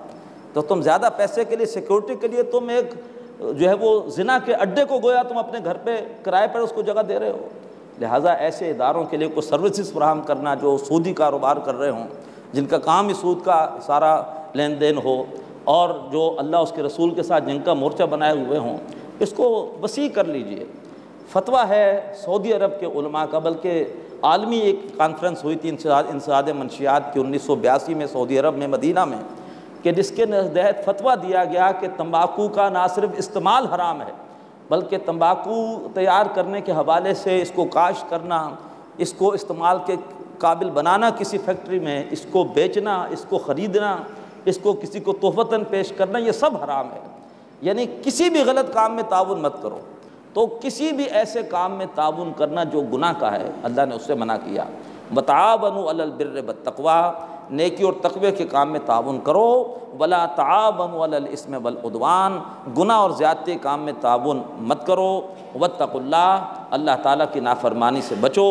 ان اللہ شدید العقاب، بے شک اللہ تعالیٰ سزا دینے میں بہت سخت ہے۔ حرمت علیکم المیتہ، تم پر حرام کر دیا گیا ہے مردار، یعنی مویشی بھی حرام ہو جائے گا اگر وہ خود ہی مر گیا، اسے ذبح نہیں کیا یا جھٹکے سے مارا، تو تم پر حرام ہے مردار۔ والدم، اور خون حرام ہے۔ جھٹکے کا جانور کیوں حرام ہے؟ اس لیے کہ ذبح کرنے سے جانور تڑپتا ہے، اس کو تڑپنے دینا چاہیے تاکہ اس کا خون نکل جائے، لیکن اگر جھٹکے سے مار دیا تو اس کا خون اندر رہتا ہے خلیوں میں، اور وہ خون حرام ہے۔ اسی طریقے پر ولحم الخنزیر، اور جو خنزیر کا گوشت ہے وہ بھی حرام ہے۔ وما اہل لغیر اللہ بہ، اور ہر وہ جانور کہ جس کو ذبح کرتے ہوئے اس پہ اللہ کے سوا کسی اور کا نام لیا جائے، ہے بکری ذبح کیا ہے لیکن یہ ہے کہ اللہ کے نام پر ذبح نہیں کی، کسی پیر صاحب کے نام پر کی ہے، وہ بکری حرام ہے۔ والمنخنقۃ، اور وہ جانور جو گلا گھٹ کے خود ہی مر گیا، اپنی رسی کا اس کو پھندا لگ گیا مر گیا۔ والموقوذۃ، اور وہ جانور جو کوئی چوٹ لگنے سے مر گیا۔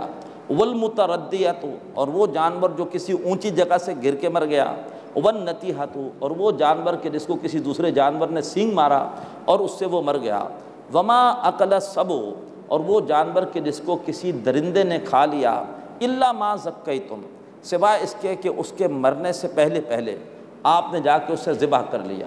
ایک دم کسی بھیڑیے نے بکری کو پکڑا اور وہ اسے کھا رہا تھا، آپ پہنچے، ابھی بکری زندہ ہے، مری نہیں ہے، اسے ذبح کر لیں تو پھر جائز ہو جائے گا۔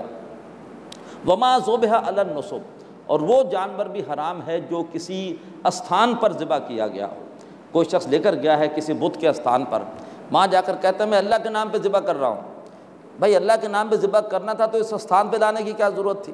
اب اس میں چونکہ بت کا ایک کی عقیدت شامل ہو گئی، حرام ہے۔ کوئی کسی مزار پر جا کر بکری ذبح کرے تو حرام ہے، بھئی مزار پر کیوں لے کر آئے ہو؟ اب اس بکری میں صاحب مزار کی عقیدت بھی شامل ہو گئی۔ تو جو بھی جانور کسی استھان پہ ذبح کیا جائے، وَأَن تَسْتَقْسِمُوا بِالْأَزْلَامِ، اور یہ کہ تم گوشت کو تقسیم کرو فال کے تیروں سے۔ گوشت کی ڈھیریاں لگا دیتے تھے اور اس کے بعد تیر پھینکتے تھے، تیر نشانے پر بیٹھے گا تو یہ گوشت اللہ کے نام کا ہے، نشانے پر نہیں جائے گا تو یہ فلاں بت کے نام کا ہے۔ تو چاہے اس طریقے پر وہ اللہ ہی کے نام کا کیوں نہ ہو، تب بھی وہ حرام ہے، اس لیے کہ چانس پر تھا، وہ تیر نشانے پر بیٹھا تو آپ نے اللہ کے نام کا کر دیا، نہ بیٹھتا تو یہ کسی بت کے نام کا ہوتا، تو گویا اس پورے کام میں شرک تو موجود ہے۔ تو وہ گوشت جو تقسیم کیا جائے فال کے تیروں سے وہ بھی حرام ہے۔ ذالکم فسق، یہ ساری کی ساری باتیں نافرمانی کی ہیں۔ الیوم یئس الذین کفروا من دینکم، آج کے دن وہ لوگ جنہوں نے کفر کیا ہے اے مسلمانوں، وہ تمہارے دین سے نا امید ہو چکے ہیں، اب اب مایوس ہو گئے ہیں کہ اب تمہارا دین یہ پھیلے گا، پھیلتا چلا جائے گا، اس کو اور ترقی ہوگی۔ اب وہ اس دین کے خلاف کسی سازش کو کامیاب ہوتا ہوا نہیں دیکھ رہے، اس وجہ سے مایوس ہیں۔ فلا تخشوہم، تو اے مسلمانوں ان سے مت ڈرو، وخشون، اور مجھ سے ڈرو۔ الیوم اکملت لکم دینکم، بڑی عظیم آیت، آج کے دن میں نے تمہارے لیے تمہارا دین مکمل کر دیا۔ اب دین میں کسی چیز کا اضافہ نہیں ہو سکتا، جو نئی چیز داخل کی جائے گی وہ بدعت ہے۔ اللہ تعالیٰ نے دین کو مکمل کر دیا۔ وَأَتْمَمْتُ عَلَيْكُمْ نِعْمَتِي، اور میں نے تم پر اپنی نعمت کو پورا کر دیا۔ شریعت نعمت ہے، شریعت پر عمل سے ہر ایک کو اس کے صحیح صحیح حقوق مل جاتے ہیں، ہر ایک کے فرائض کا صحیح تعین ہو جاتا ہے، تو اس سے ہر ایک کا مال، ہر ایک کی جان، ہر ایک کی آبرو محفوظ ہوتی ہے۔ وَرَضِيتُ لَكُمُ الْإِسْلَامَ دِينًا، اور میں نے تمہارے لیے اسلام کو بطور دین پسند کیا ہے۔ اللہ کے نزدیک دین صرف اسلام ہے، اسلام ہی ہے واحد کہ جو زندگی کے ہر گوشے کے بارے میں مکمل ہدایت دیتا ہے، لہٰذا باقی جتنے بھی دیگر مذاہب ہیں سب باطل ہیں، صرف اسلام ہی برحق ہے۔ اللہ نے تمہارے لیے اسلام ہی کو پسند کیا ہے۔ فَمَنِ اسْتُرَّ فِي مَخْمَصَةٍ، تو جو کوئی مجبور ہو جائے بھوک میں، یعنی اس کے پاس حلال چیز کھانے کو نہیں ہے اور بے قرار ہو گیا ہے بھوک کی وجہ سے، غیر متجانف لإثم، اور وہ کوئی گناہ کی طرف مائل نہیں ہے، لیکن کیا کرے، زندگی بچانے کے لیے حلال ہے ہی نہیں، تو پھر وہ بقدر ضرورت جس سے کہ جان بچ جائے وہ حرام کو استعمال کر سکتا ہے۔ فإن اللہ غفور الرحیم، تو بے شک اللہ تعالیٰ بہت بخشنے والا اور رحم کرنے والا ہے۔ یسألونک ماذا احل لہم، اے نبی وہ آپ سے پوچھتے ہیں کہ ان کے لیے کیا چیزیں حلال کی گئی ہیں۔ قل احل لکم الطیبات، اے نبی ان سے کہیے کہ تمہارے لیے پاکیزہ چیزیں حلال کی گئی ہیں۔ علماء اکرام نے 1982 میں تمباکو کو حرام قرار دیتے ہوئے اس آیت کو بھی دلیل کے طور پر پیش کیا ہے۔ 50 کمپوننٹس تمباکو میں ایسے ہیں، ان میں سے کچھ کا ذکر اس کتابچے میں ہے کہ جو بالکل زہریلے ہیں، جو انسان کے لیے جن کا کوئی فائدہ نہیں ہے، جو خبیث ہیں، لہذا ہرگز تمہارے لیے وہ حلال نہیں ہو سکتے۔ فرمایا احل لکم الطیبات، تمہارے لیے اے نبی ان سے کہیے تمہارے لیے پاکیزہ چیزیں حلال کی گئی ہیں۔ وما علمتم من الجوارح مقلبین، اور وہ جو تم سکھاتے ہو شکاری جانوروں کو شکار پر دوڑانے کے لیے، تعلمونہن مما علمکم اللہ، اور تم ان شکاری جانوروں کو سکھاتے ہو اس طریقے پر جیسے اللہ نے تمہیں سکھایا ہے۔ فَكُلُوا مِمَّا أَمْسَكْنَا عَلَيْكُمْ، تو جو بھی وہ شکار تمہارے لیے روکے رکھیں تم اس میں سے کھا سکتے ہو۔ وَاذْكُرُوا اسْمَ اللَّهِ عَلَيْهِ، البتہ اس پر اللہ تبارک و تعالیٰ کا نام لے لیا کرو، یعنی اللہ کا نام لے کر شکاری جانور کو شکار پر چھوڑو، اور اگر وہ تمہارے کہنے سے واپس آ جائے، اس کا مطلب ہے صحیح تربیت یافتہ ہے، اگر تمہارے واپس بلانے سے واپس نہ آئے تو پھر اس کا شکار کیا ہوا جانور حلال نہیں ہوگا، اس لیے کہ اس کا مطلب تو یہ ہے کہ وہ اپنی مرضی سے جا رہا ہے، اور پھر اس کے بعد وہ شکار کو پکڑے رکھے اس سے کھائے نہ، بلکہ پکڑے رکھے تو آپ فوراً جائیں اور جا کر چھری سے اس کو ذبح کر دیں، تو اس کا مطلب یہ ہے کہ یہ حلال ہے اور وہ جانور واقعی آپ کا صحیح تربیت یافتہ ہے۔ اور اگر وہ اس میں سے کھانا شروع کر دے تو اس کا مطلب یہ ہے کہ وہ صحیح حلال نہیں ہے، لیکن اگر وہ کھائے اور آپ نے جا کر اس کے جانور کے مرنے سے پہلے اسے ذبح کر دیا تو پھر اسی طرح سے جائز ہے جیسے کہ ابھی اس سے پہلے آیا کہ کوئی درندہ اگر کھا لے، کسی بکری کو کھا رہا ہو اور آپ بھاگ کر جائیں اور بکری زندہ ہو ذبح کریں تو وہ بکری حلال ہے۔ تو اس صورت میں لیکن اللہ کا نام لے کے شکاری جانور کو چھوڑا جائے، آپ کے کہنے سے وہ جائے، آپ کے کہنے سے وہ رک جائے۔ اب اگر وہ کوئی جانور کو پکڑ لیتا ہے، خود کھاتا نہیں، اس کے پکڑنے سے اگر جانور مر بھی جائے تو تب بھی علماء کہتے ہیں کہ وہ حلال ہے۔ بقیہ علماء کہتے ہیں، احناف کہتے ہیں کہ نہیں، اگر مر گیا تو حلال نہیں ہے جب تک اس پہ چھری نہ پھیری جائے۔ یہ ایک اختلاف ہے۔ فرمایا واتقوا اللہ، اللہ کی نافرمانی سے بچو، ان اللہ سریع الحساب، بے شک اللہ تعالیٰ بہت جلد حساب کرنے والا ہے۔ الیوم احل لکم الطیبات، آج کے دن تمہارے لیے پاکیزہ چیزیں حلال کر دی گئیں۔ وطعام الذین اوتوا الکتاب حل لکم، اور وہ کھانے جو اہل کتاب کے لیے حلال تھے تمہارے لیے بھی حلال کر دیے گئے۔ وطعامکم حل لہم، اور جو کھانے تمہارے لیے حلال کیے گئے ہیں ان کے لیے بھی حلال کر دیے گئے۔ والمحصنات من المؤمنات، اور وہ جو پاک دامن عورتیں ہوں مومنوں میں سے ان سے بھی تمہارا نکاح جائز ہے، وہ تمہارے لیے حلال کر دی گئی ہیں۔ گویا اشارہ اس بات کی طرف ہے کہ تم نکاح کے حوالے سے سیرت دیکھو، پاک دامنی دیکھو۔ یہودی پیسہ دیکھتے ہیں، عیسائی وہ حسن دیکھتے ہیں، تم یہ دیکھو کہ ان میں سیرت کے حوالے سے کیا خوبیاں ہیں، سیرت کو تم ترجیح دو۔ تو جو بھی پاک دامن مومن خواتین ہیں وہ تمہارے لیے حلال کر دی گئیں۔ والمحصنات من الذین اوتوا الکتاب، اور جو بھی پاک دامن، نوٹ کیجئے، پاک دامن عورتیں ہیں ان لوگوں کی جنہیں کتاب دی گئی، وہ بھی تمہارے لیے جائز ہیں۔ یعنی کتابیہ عورت سے بشرطے کہ پاک دامن ہو، بے حیا نہ ہو، فاحشہ نہ ہو، وہ ایسی خاتون ہے، چاہے وہ عیسائی ہو چاہے وہ یہودی ہو، اس سے بھی تمہارا نکاح ہو سکتا ہے۔ لیکن عیسائی اعتراض کرتے ہیں کہ یہ کیا بات ہوئی، مسلمان کا نکاح عیسائی عورت سے ہو جائے گا لیکن مسلمان عورت کا نکاح عیسائی مرد سے نہیں ہو سکتا، یہ تو اسلام میں مساوات نہیں ہے۔ اس کا بڑا اچھا جواب دیا علامہ اسد نے، جو لیوپولڈ جو تھے یہودی تھے پھر مسلمان ہوئے۔ وہ کہتے ہیں جب میں یہودی تھا اور میں نے بہت سفر کیے مشرق وسطیٰ میں، ایک دفعہ ٹرین میں میں نے دیکھا کہ ایک جو ہے وہ انگریز تھا، ایک میں تھا اور ایک مصری دیہاتی تھا۔ تو پہلے تو ہم تینوں ٹرین میں اکیلے بیٹھے رہے، گمسم کوئی بات چیت نہیں ہوئی، لیکن پھر بڑی رعونت سے اس انگریز برطانوی شخص نے پوچھا مصری مسلمان سے، یہ تمہارے مذہب میں کیا ہے کہ تم ہماری عورت سے شادی کر لیتے ہو اور ہمارا مرد تمہاری عورت سے شادی نہیں کر سکتا؟ کہہ رہے اس مصری دیہاتی نے ایسا جواب دیا کہ میں حیران رہ گیا۔ اس نے کہا دیکھو تمہارے نزدیک سب سے اہم شخصیت کون ہے؟ اس نے کہا عیسیٰ علیہ السلام۔ کہا کہ اگر تمہاری عورت ہمارے گھر پر آئے گی تو ہم بھی عیسیٰ علیہ السلام کو ویسے ہی احترام دے دیں جیسے تم دیتے ہو، تمہاری عورت کے جذبات ہمارے گھر پہ آ کے مجروح نہیں ہوں گے۔ اس کے لیے جو محترم شخصیت ہے وہ ہمارے لیے بھی محترم ہے۔ ہمارے نزدیک محترم کون ہے؟ نبی اکرم صلی اللہ علیہ وسلم۔ ہماری عورت تمہارے ہاں جائے گی اس کے جذبات مجروح ہوں گے، تم ہمارے نبی کو نبی مانتے نہیں ہو۔ تو لہٰذا اس وجہ سے اللہ تعالیٰ کی ہدایت یہ ہے کہ کتابیہ عورت سے مسلمان مرد کا نکاح تو ہو سکتا ہے لیکن مسلمان عورت کا نکاح صرف مسلمان مرد سے ہوگا۔ تو فرمایا والمحصنات من الذین اوتوا الکتاب من قبلکم، اور جو بھی پاک دامن عورتیں ہیں اہل کتاب کی جنہیں تم سے پہلے کتاب دی گئی ان سے بھی تمہارا نکاح جائز ہے۔ اذا آتیتموہن اجورہن، جب کہ تم انہیں ان کے مہر دو، محسنین تم انہیں قید نکاح میں لانے والے ہو، غیر مصافحین، محض کو لذت لینا مقصود نہ ہو کہ وقتی طور پہ نکاح کریں گے اور کچھ دن عیاشی کریں گے پھر چھوڑ دیں گے۔ ولا متخذی اخدان، اور نکاح علل اعلان کرو، کوئی مقصود یہ نہ ہو کہ ان سے کوئی چھپی یاری کرنی ہے، چھپی دوستی کرنی ہے۔ ومن یکفر بالایمان، اور جس نے ایمان کے بعد کفر کیا، جس نے شادی کی غیر مسلم سے، عیسائی سے، یہودی سے، عورت سے، اور اس کے بعد ان کے رنگ میں رنگا گیا، اولاد معاذ اللہ اپنی ماں کے مذہب پر چلی گئی، تو جس نے کفر کیا ایمان کے بعد فقد حبط عملہ، اس کے سارے اعمال ضائع ہو گئے۔ وہو فی الآخرۃ من الخاسرین، اور ایسا بد نصیب شخص آخرت میں نقصان اٹھانے والا ہوگا۔ بارک اللہ لی ولکم فی القرآن العظیم ونفعنی وإیاکم بالآیات والذکر الحکیم۔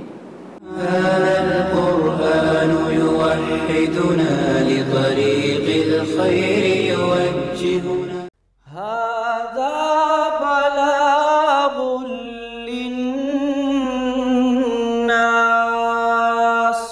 یہ قرآن لوگوں کے لیے اللہ کا پیغام ہے۔ هذا القرآن يوحدنا لطريق الخير يوجهنا الله تعالى أنزله ورسول الله معلم نحمدہ ونصلی علی رسولہ الکریم، اما بعد فاعوذ باللہ من الشیطان الرجیم، بسم اللہ الرحمن الرحیم۔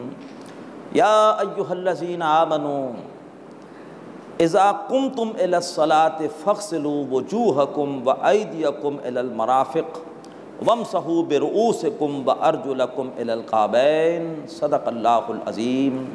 رب اشرح لی صدری ویسر لی امری واحلل عقدۃ من لسانی یفقہوا قولی، آمین یا رب العالمین۔ محترم حضرات اور معزز خواتین، سورۃ المائدہ کا دوسرا رکوع، جیسے کہ اس سے پہلے عرض کیا گیا تھا کہ پہلے دو رکوعوں میں احکامات شریعت ہے، اب شریعت کا ایک حکم آ رہا ہے روحانیت کے حوالے سے۔ اس سے پہلے مادیت کے حوالے سے احکامات تھے، کھانے پینے کے حوالے سے، نکاح کے حوالے سے، اب روحانیت کے حوالے سے اللہ تعالیٰ وضو کے 4 فرائض بیان فرما رہا ہے۔ وضو اللہ تعالیٰ نے مسلمانوں پر فرض کر دیا تھا مکی دور کے شروع ہی میں، نماز تہجد کی فرض ہوئی، ساتھ وضو فرض ہو گیا، لیکن اس وقت وضو کا طریقہ سکھایا تھا اللہ کے رسول نے صلی اللہ علیہ وسلم۔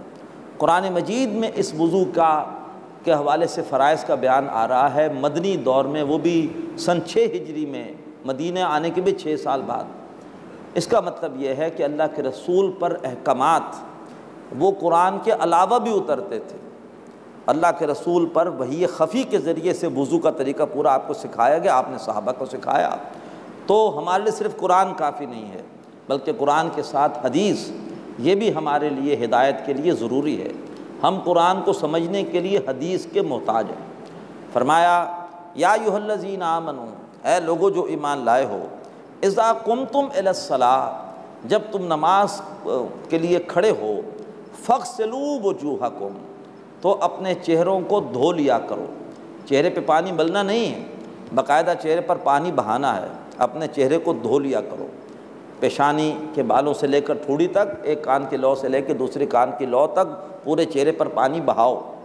وَأَيْدِيَكُمْ إِلَى الْمَرَافِقِ، اور اپنے ہاتھوں کو دھو لیا کرو کوہنیوں تک، یعنی کوہنیوں سمیت۔ وَامْسَحُوا بِرُؤُوسِكُمْ، اور اپنے سروں کا مسح کر لیا کرو۔ حدیث میں آیا کہ 1/4 سر پر گیلا ہاتھ پھیر لیا جائے۔ وَأَرْجُلَكُمْ، اور اپنے پاؤں کو دھو، مسح نہیں کرو۔ اگر مسح کا اطلاق ہوتا تو یوں ہوتا ارجلکم، لام پر زیر ہوتی، جیسے رؤوسی، سین پر زیر ہے رؤوسی، اگر زیر ہوتی تو وہ ارجلکم ہوتا۔ ارجلکم اس پر غسل کے حکم کا اطلاق ہوگا۔ وَأَرْجُلَكُمْ إِلَى الْكَعْبَيْنِ، اور اپنے دونوں پاؤں بھی دھو لیا کرو، دونوں پاؤں پر پانی بہا لیا کرو ٹخنوں تک۔ نماز کے لیے وضو شرط ہے، اور یہ وضو کے 4 فرائض ہیں۔ پورا طریقہ وضو کا کیا ہے وہ سنت سے معلوم ہوگا۔ مولانا مودودی رحمۃ اللہ علیہ نے ایک جگہ بڑی پیاری بات لکھی ہے، اور وہ یہ ہے کہ پرویز صاحب کی ایک کتاب ہے نماز پر، جس میں انہوں نے ثابت کیا ہے کہ الصلاۃ کا اصل مفہوم ہے معاشرہ۔ اقیموا الصلاۃ، اچھا معاشرہ قائم کرو۔ ہمارے لیے بلا شبہ لغت میں یہ معنی ہو سکتے ہیں، ہمارے لیے صلاۃ کا اصل معنی وہ ہے جو ہمیں اللہ کے رسول نے بتایا ہے صلی اللہ علیہ وآلہ وسلم۔ لغت ہم بالکل 4تھے درجے میں رکھتے ہیں۔ پہلے درجے میں یہ ہے کہ قرآن میں کیا وضاحت ہے صلاۃ کی، حدیث میں کیا ہے، صحابہ اکرام صلاۃ کے لیے کیا ہمیں وضاحت دیتے ہیں، تابعین کیا دیتے ہیں، اس کے بعد جا کے لغت کی باری آتی ہے۔ مولانا مودودی لکھتے ہیں وہ کون سا معاشرہ ہے کہ جس کو قائم کرنے کے لیے پہلے اپنے چہرے کو دھو، پھر اپنے ہاتھوں کو دھو لو کونیوں تک، پھر اپنے سر کا مسح کرو، اور اس کے بعد پھر اپنے پاؤں دونوں دھو لو ٹخنوں تک۔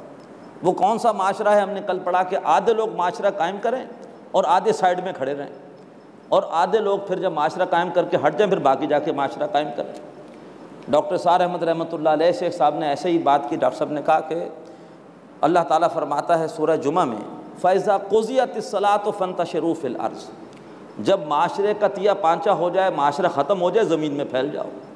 یہ قرآن مجید اپنا مہیمن خود ہے، لہٰذا کوئی اگر قرآن مجید کی اصطلاحات میں گڑبڑ کرنے کی کوشش کرے گا تو قرآن مجید خود اس کی ایسی سازش کو ناکام کر دے گا۔ فرمایا وَإِن كُنتُمْ جُنُبًا، اگر تم حالت جنابت میں ہو، فَطَہَّرُوا، تو پھر اچھی طرح سے پاکیزگی حاصل کرو، پھر وضو سے بات نہیں بنیں گی، اب پھر تمہیں غسل کرنا پڑے گا۔ وَإِن كُنتُمْ مَرْضَىٰ، اور اگر تم ہو بیمار، او علی سفرٍ، یا تم سفر پر ہو، او جاء احد منکم من الغائط، یا تم میں سے کوئی جائے ضرورت سے فارغ ہو کر آیا ہے، او لامستم النساء، یا یہ ہے کہ تم نے بیویوں کے پاس گئے ہو، ان سے تعلق قائم کیا ہے، فلم تجدوا ماء، اور پھر تم پانی نہ پاؤ، فتیمموا صعیدا طیبا، تو تیمم کر لو پاکیزہ مٹی سے، فامسحوا بوجوہکم وایدیکم من، اس پاک مٹی سے اپنے چہروں کو اور اپنے ہاتھوں کا مسح کر لو۔ ما یرید اللہ لیجعل علیکم من حرج، اللہ تعالیٰ نہیں چاہتا کہ تمہارے اوپر کوئی تنگی پیدا کرے، ولکن یرید لیطہرکم، اللہ تعالیٰ چاہتا ہے کہ تمہیں پاک کرے، ولیتم نعمتہ علیکم، اور تاکہ تم پر اپنی نعمت کو پورا کر دے، لعلکم تشکرون، تاکہ تم اللہ کا احسان مانو۔ واذکروا نعمت اللہ علیکم، یاد کرو اللہ کی نعمت کو جو تم پر ہوئی۔ وہ اللہ کی نعمت کیا ہے؟ ابھی ہم نے پڑھا الیوم اکملت لکم دینکم واتممت علیکم نعمتی، سب سے بڑی نعمت ہے اللہ کا دین، دین اسلام۔ فرمایا یاد کرو جو اللہ کی نعمت کو تم پر ہوئی، اللہ نے تم پہ دین مکمل کر دیا، اب مکمل دین پر عمل کرو، پورے کے پورے اسلام میں داخل ہو جاؤ، یہ نہ ہو کہ اپنی مرضی چلاؤ، کچھ باتیں مانیں گے کچھ باتیں نہیں مانیں گے، رمضان کے روزے رکھیں گے لیکن یہ ہے کہ پورا سال حلال و حرام کی تمیز نہیں کریں گے، رمضان کے روزے خواتین رکھیں گی، پردے کے احکامات پہ عمل نہیں کریں گی، جو جو قرآن میں حکم آیا ہے، دین میں حکم آیا ہے، اس پورے کے اوپر عمل کرنے کی کوشش کرو۔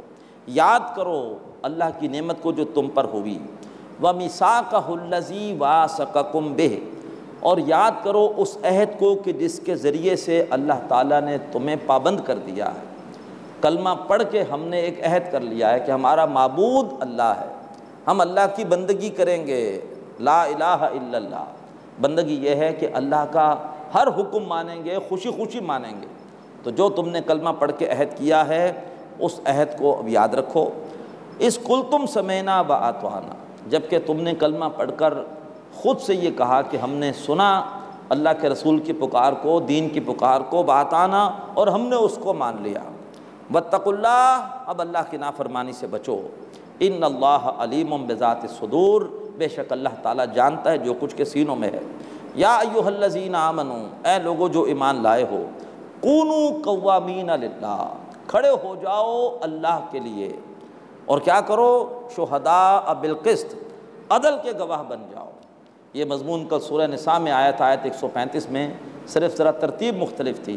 کونوا قوامین بالقسط شہداء للہ، یہاں پر ہے کونوا قوامین للہ شہداء بالقسط۔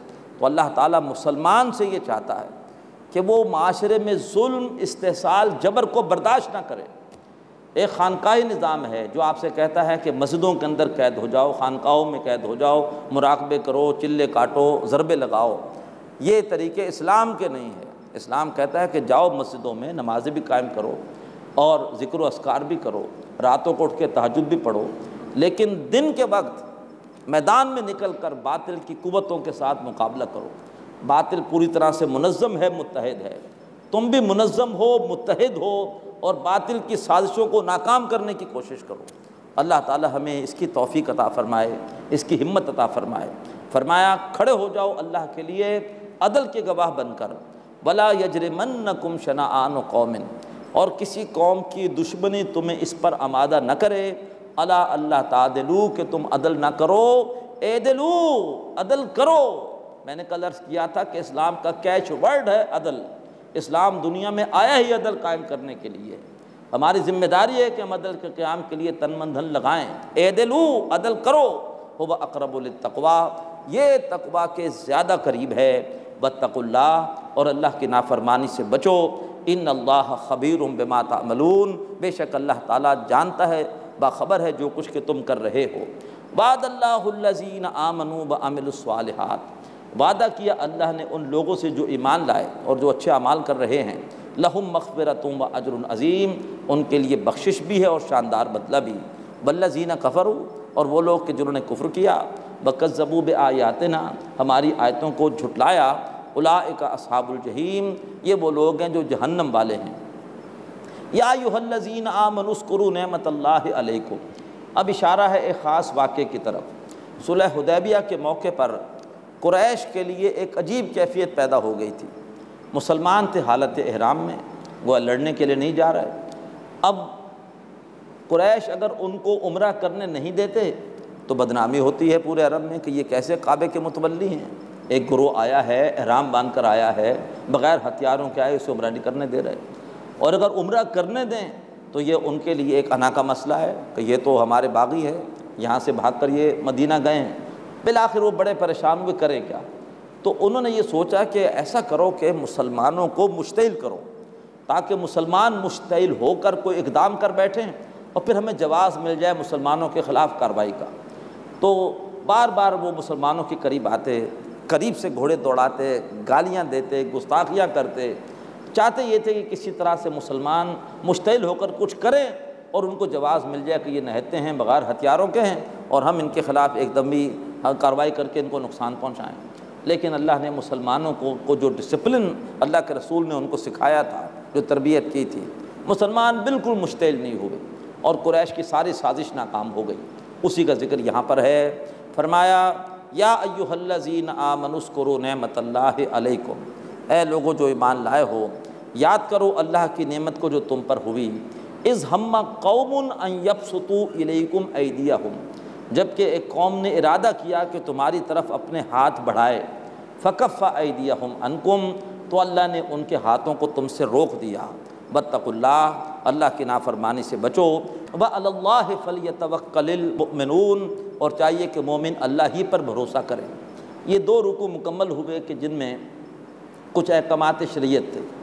اب اس کے بعد طویل حصہ ہے، تیسرے رکوع سے لے کے 11ویں رکوع تک، اور جس میں روح سخن ہے اہل کتاب کی طرف اور ان کی احکامات شریعت سے پہلو تہی اور نفاذ شریعت کی جد و جہد سے گریز، اس کا بیان ہے ہماری عبرت کے لیے کہ ہم ان کا سا طرز عمل اختیار نہ کریں۔ فرمایا وَلَقَدْ أَخَذَ اللَّهُ مِيثَاقَ بَنِي إِسْرَائِيلَ، اور اللہ تبارک و تعالیٰ نے بنی اسرائیل سے عہد لیا، وَبَعَثْنَا مِنْهُمُ اثْنَيْ عَشَرَ نَقِيبًا، اور ہم نے ان میں اٹھائے 12 سردار، 12 نقیب، جیسے اللہ کے رسول نے بھی نقیب مقرر کیے تھے جب دوسری مرتبہ آ کر اہل مدینہ نے آپ کے ہاتھ پر بیعت کی تھی، بیعت عقبہ ثانیہ، اتفاق سے آپ نے بھی 72 مردوں میں 12 افراد کو سردار بنایا تھا، نقیب بنایا تھا۔ یہ نقیب قرآن و سنت کی اصطلاح ہے۔ فرمایا ہم نے ان میں 12 نقیب یعنی 12 سردار مقرر کیے۔ وقال اللہ انی معکم، اور اللہ نے فرمایا کہ بے شک میں تمہارے ساتھ ہوں، میری مدد تمہارے ساتھ ہوگی۔ کب؟ لئن اقمتم الصلاۃ، نمبر 1 اگر تم نماز قائم کرو گے، وآتیتم الزکاۃ، اور یہ کہ تم زکوٰۃ دو گے، وآمنتم برسلی، اور تم میرے رسولوں پر ایمان لاؤ گے، وعزرتموہم، اور تم ان کی مدد کرو گے، یعنی غلبہ دین کی جد و جہد میں تم ان کا ساتھ دو گے، دین کی تبلیغ، دین کے غلبے کے لیے ان کے دست و بازو بنو گے۔ وَأَقْرَضْتُمُ اللَّهَ قَرْضًا حَسَنًا، اور تم اللہ تعالیٰ کو دو گے بہترین قرض۔ جو پیسہ اللہ کے دین کی تبلیغ، نصرت، غلبے کے لیے خرچ ہوتا ہے وہ قرض حسنہ قرار پاتا ہے۔ جو پیسہ کسی مستحق انسان کی مدد کے لیے خرچ ہوتا ہے، کسی بیوہ، کسی یتیم، کسی فقیر، وہ اصطلاح کے طور پر قرآن مجید میں صدقہ کہلاتا ہے۔ تو اگر تم اللہ تعالیٰ کو دو گے بہترین قرض، لَأُكَفِّرَنَّ عَنْكُمْ سَيِّئَاتِكُمْ، تو میں ضرور تم سے تمہاری خطائیں دور کر دوں گا، تمہارے نام اعمال سے خطائیں مٹا دوں گا۔ وَلَأُدْخِلَنَّكُمْ جَنَّاتٍ تَجْرِي مِن تَحْتِهَا الْأَنْهَارُ، اور میں تمہیں ضرور داخل کروں گا ان باغات میں کہ جن کے نیچے سے نہریں بہہ رہی ہیں۔ فَمَنْ كَفَرَ بَعْدَ ذَلِكَ مِنْكُمْ، اور جس کسی نے اس کے بعد ناشکری کی، اللہ تعالیٰ اتنے پیارے پیارے وعدے کرے کہ تم یہ عہد پورا کرو، میں یہ نعمتیں دوں گا، جس نے اس کے بعد کفران نعمت کیا منکم تم میں سے، فقد ضل سواء السبیل، تو اس نے تو سیدھے رستے کو کھو دیا۔ یہ اللہ نے بنی اسرائیل سے 12 سردار مقرر کرنے کے بعد ان سے ایک عہد لیا تھا۔ اب اس کے بعد ہوا کیا؟ فرمایا فَبِمَا نَقْضِهِم مِّيثَاقَهُمْ لَعَنَّاهُمْ، تو بسبب ان کے اپنے عہد کو توڑنے کے ہم نے ان پر لعنت کی۔ یہ الفاظ میں نے کہا سورہ نساء میں محذوف تھے، یہاں پر وہ ظاہر ہو گئے۔ ان کے اپنے عہد کو توڑنے کی وجہ سے ان پر ہم نے لعنت کی۔ وجعلنا قلوبہم قاسیہ، ہم نے ان کے دلوں کو کر دیا سخت۔ یحرفون الکلم عن مواضعہ، وہ باتوں کو ان کے اصل مفہوم اور اصل محل و مقام سے بدل دیتے ہیں۔ رائنا کو رائنا کہہ دیتے ہیں اور اطعنا کو عصینا کہہ دیتے ہیں، بات آ چکی ہے سورہ نساء میں۔ وَنَسُوا حَظًّا مِّمَّا ذُكِّرُوا بِهِ، اور جو بھی انہیں نصیحت کی گئی تھی اس سے وہ کوئی حصہ لینا، اس سے کوئی فائدہ اٹھانا بھول گئے۔ وَلَا تَزَالُ تَطَّلِعُ عَلَىٰ خَائِنَةٍ مِّنْهُمْ، اے نبی آپ ہمیشہ ان کی طرف سے خیانت اور بدعہدی سے آگاہ ہوتے رہیں گے، ان پر آپ اعتماد نہیں کر سکتے۔ بنو قینقاع، بنو نذیر، بنو قریظہ، 3 قبیلوں سے مسلمانوں نے میثاق مدینہ کیا اور تینوں نے باری باری اس عہد کی خلاف ورزی کی۔ الا قلیلا منہم، سوائے ان میں سے کہ چند ہیں جو اپنے عہدوں کی پابندی کریں گے، اکثریت ہمیشہ دھوکہ دے گی، دغا بازی کرے گی۔ فاعف عنہم، بس اے نبی آپ ان سے درگزر کیجئے، وصفا، ان کے معاملات کو ذرا بھی دیکھی اندیکھی کریں۔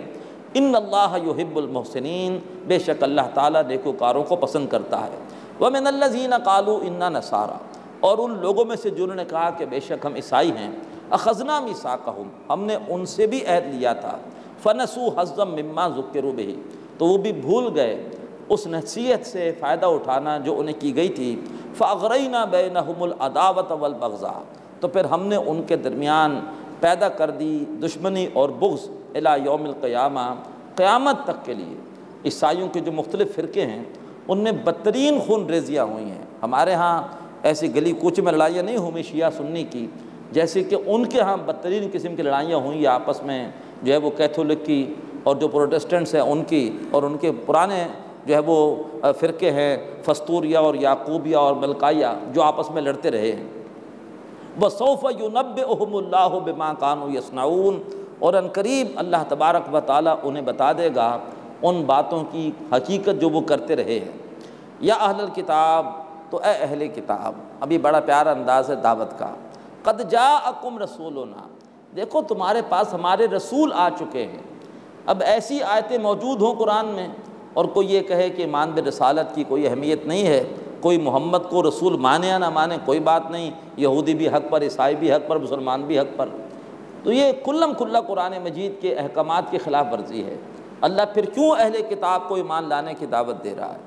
کیوں نبی اکرم صلی اللہ علیہ وسلم نے یا مسلمانوں نے پھر اہل کتاب سے جنگیں کی؟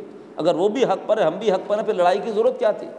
فرمایا یا اہل الکتاب، اے اہل کتاب، قد جاءکم رسولنا، تمہارے پاس ہمارے رسول آ چکے ہیں، یبین لکم کثیرا مما کنتم تخفون من الکتاب، جو کہ تمہارے لیے واضح کرتے ہیں وہ بہت ساری باتیں جو تم نے کتاب میں سے چھپا دی تھی۔ ویعفو عن کثیر، اور وہ تمہارے بہت سارے جو جرائم ہیں ان سے درگزر کرتے ہیں۔ قد جاءکم من اللہ نور و کتاب مبین، تمہارے پاس اللہ کی طرف سے نور، ایک واضح روشنی آ چکی ہے، وہ کتاب مبین یعنی ایک واضح کتاب، ایک کھلی کتاب آ چکی ہے۔ یہدی بہ اللہ من اتبع رضوانہ سبل السلام، اس کتاب کے ذریعے سے اللہ ہدایت اس کو دیتا ہے جو اللہ کی رضا کا طلبگار ہو، سلامتی کے راستوں کی۔ اللہ تعالی ہمیں اپنی نیتوں کو خالص کرنے کی توفیق عطا فرمائے۔ ہم کتاب سن رہے ہیں، ہدایت اسی کو ملے گی جس کی نیت ہو کہ اللہ مجھ سے راضی ہو جائے، صرف کوئی علم اضافہ مقصود نہ ہو۔ اس کتاب کے ذریعے سے اللہ ہدایت اس کو دے گا کہ جو اللہ کی رضا کا طلبگار ہے، اسے ہدایت دے گا اللہ سبل السلام، سلامتی کے راستوں کی۔ وَيُخْرِجُهُم مِّنَ الظُّلُمَاتِ إِلَى النُّورِ بِإِذْنِهِ، اور اللہ تعالیٰ ان کو نکالے گا اپنے حکم سے گمراہی کے اندھیروں سے ہدایت کے نور کی طرف۔ وَيَهْدِيهِمْ إِلَىٰ صِرَاطٍ مُّسْتَقِيمٍ، اور اللہ تعالیٰ ان کو ہدایت دے گا سیدھے راستے کی۔ اب عیسائیوں کے غلط عقیدے کی نفی، فستوریہ جو ان کا فرقہ تھا وہ کہتا تھا کہ عیسیٰ اللہ کے بیٹے ہیں۔ یعقوبیہ فرقہ، اس کا عقیدہ ہے کہ اللہ اور عیسیٰ متحد ہیں، اللہ تعالیٰ ہی حلول کر گیا ہے معاذ اللہ عیسیٰ علیہ السلام میں، عیسیٰ ہی اب خدا ہے معاذ اللہ۔ اور ملکائیہ وہ فرقہ کہتا تھا کہ نہیں، 3 خدا ہیں، ایک اللہ ہے، ایک مریم ہے اور ایک عیسیٰ ہے، یہ تثلیث کا عقیدہ۔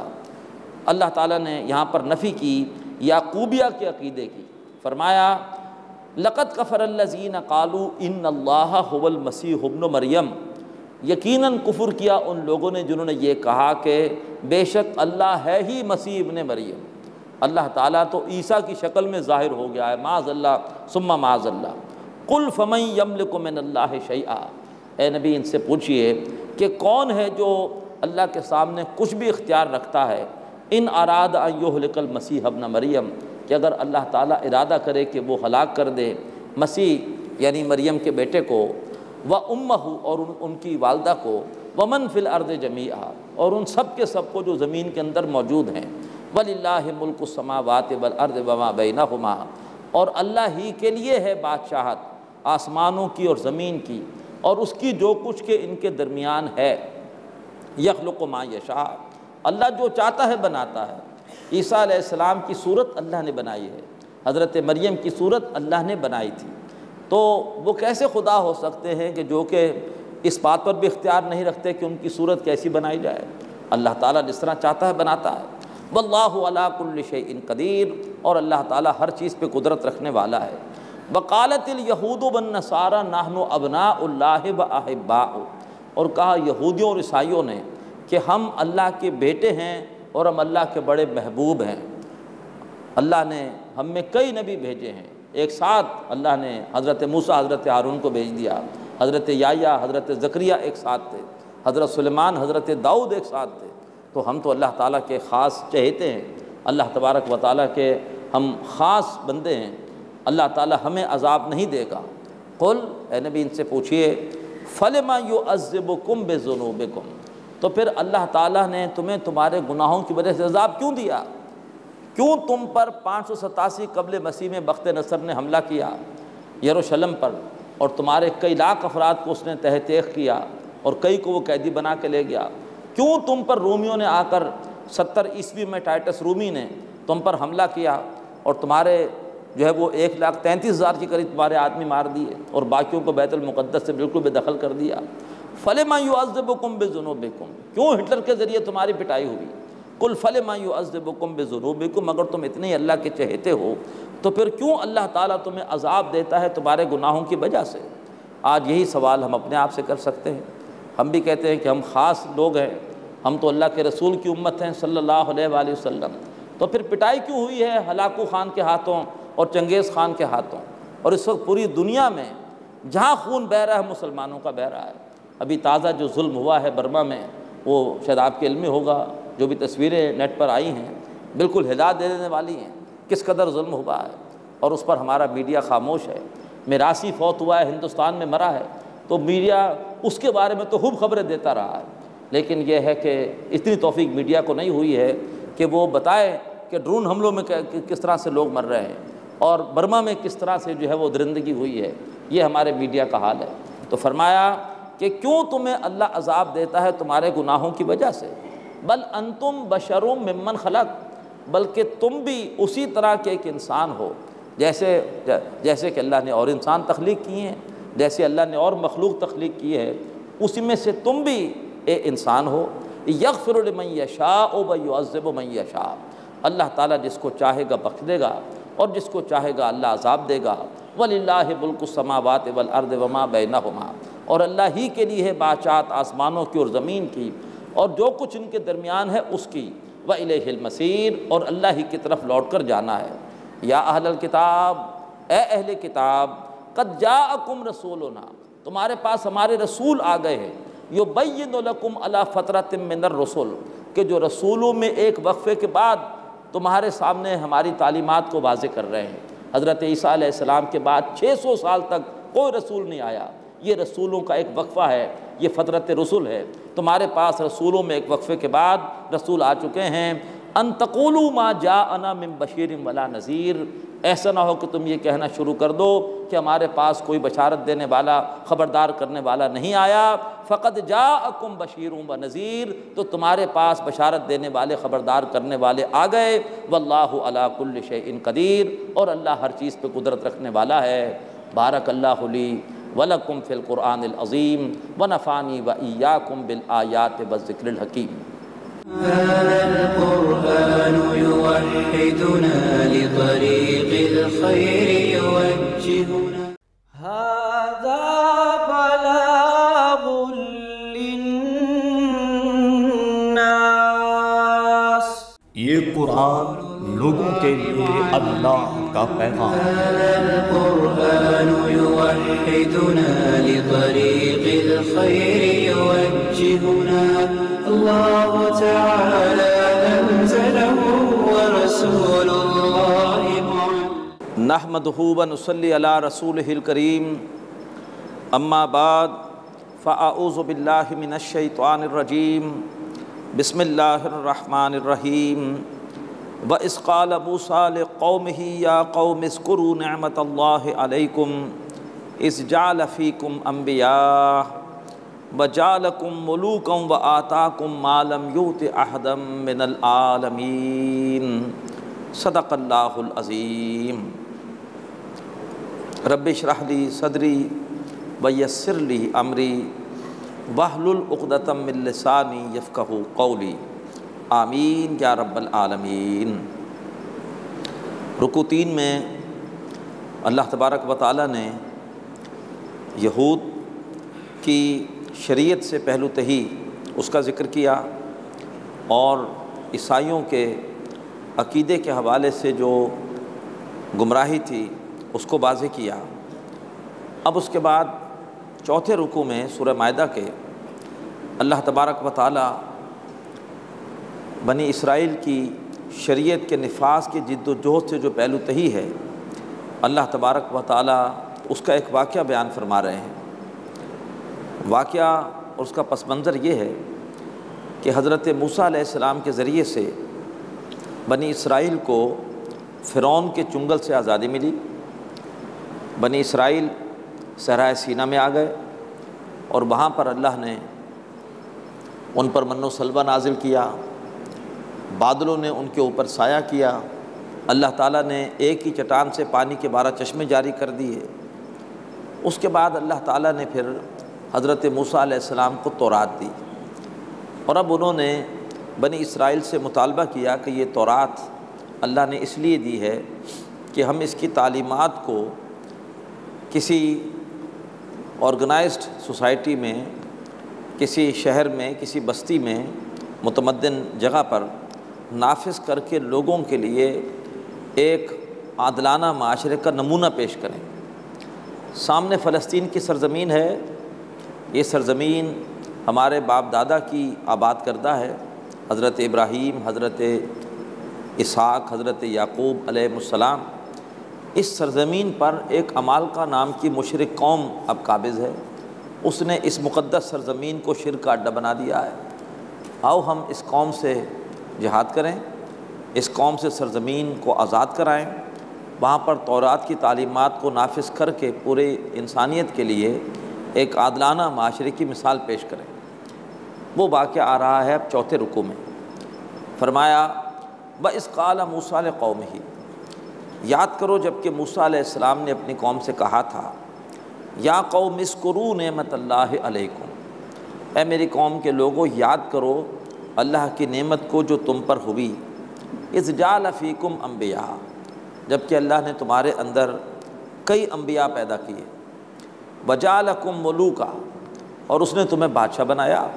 حضرت یوسف علیہ السلام مصر کے بادشاہ بن گئے، اور کچھ عرصے تم نے وہاں پر شاہانہ انداز سے مصر میں گویا حکومت کی ہے۔ وآتاکم ما لم یؤت احدا من العالمین، اور اللہ نے تمہیں وہ کچھ دیا جو تمام جہان والوں میں سے کسی کو نہیں دیا۔ من و سلوہ کسی پہ نازل نہیں ہوا، پانی کے 12 چشمے ایک ہی چٹان سے کسی کے لیے نہیں نکلے، اور بادلوں نے سایہ کسی پر نہیں کیا، یہ ساری نعمتیں تم پر ہوئی ہیں۔ یا قوم ادخلوا الارض المقدسۃ التی کتب اللہ لکم، اے میری قوم کے لوگوں داخل ہو جاؤ اس مقدس سرزمین میں جو اللہ نے تمہارے لیے لکھ دی ہے، یعنی اللہ نے اس پر تمہاری فتح طے کر دی ہے، تمہیں یہ سرزمین ملے گی۔ آیت کے ایک حصے سے گمراہی پھیلائی جاتی ہے آج کل، اور وہ کہا جاتا ہے کہ یہ ارض مقدس تو اللہ نے لکھ دی ہے یہودیوں کے لیے، تو مسلمان کیوں مسجد اقصیٰ کے حوالے سے اتنے حساس ہوتے ہیں؟ مسجد اقصیٰ ان کے پاس رہے، یہ زمین اللہ نے ان کے لیے لکھ دی ہے، قرآن سے ثابت ہے۔ لیکن یہ جو اللہ نے ان سے وعدہ کیا، یہ وعدہ اللہ پورا کر چکا، اور ان کو وہاں پر اللہ نے خلافت دے دی۔ حضرت داؤد، حضرت سلیمان، حضرت طالوت، اس سے پہلے ان کے زمانے میں یہ وعدہ پورا ہو چکا۔ اور معراج کے واقعے سے تو اللہ نے یہ مثال ہمارے سامنے رکھ دی کہ نبی اکرم صلی اللہ علیہ وسلم معراج کی شب کیوں گئے بیت المقدس۔ معراج میں تو آپ نے عروج، اوپر جانا تھا، اللہ سے ہم کلام ہونا تھا۔ اللہ نے بیت المقدس کا سفر آپ کو اس لیے کرایا تاکہ ثابت ہو جائے کہ اب اللہ کے رسول کے بعد بیت المقدس کے متولی بھی اللہ کے رسول اور مسلمان ہیں۔ یہودیوں کو اللہ نے اب اس سرزمین سے محروم کر دیا ہے۔ تو فرمایا کہ یہ جو وعدہ اللہ کا تھا کہ یہ زمین تمہارے لکھ دی ہے، اللہ نے یہ وعدہ ارض مقدس کے حوالے سے پورا کر چکا، اب یہ وعدہ نہیں ہے۔ بہرحال اس وقت حضرت موسیٰ نے کہا کہ اللہ نے یہ سرزمین تمہارے لیے لکھ دی ہے، وَلَا تَرْتَدُّوا عَلَىٰ أَدْبَارِكُمْ، یہ جو میں تمہیں دعوت دے رہا ہوں اس سرزمین میں داخل ہونے کی اور وہاں پر قابض قوم سے لڑنے کی، اس دعوت پر تم اس دعوت سے اعراض نہ کرنا۔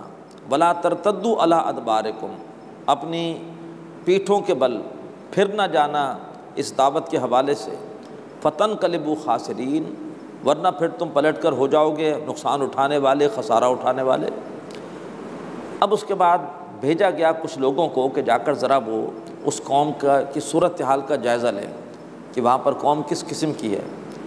تو جو لوگ جائزہ لے کر آئے انہوں نے آ کر موسیٰ علیہ السلام کو بتایا کہ اس قوم کے لوگ تو بڑے اونچے قد کاٹ کے ہیں اور ان سے لڑنا تو بہت مشکل ہے۔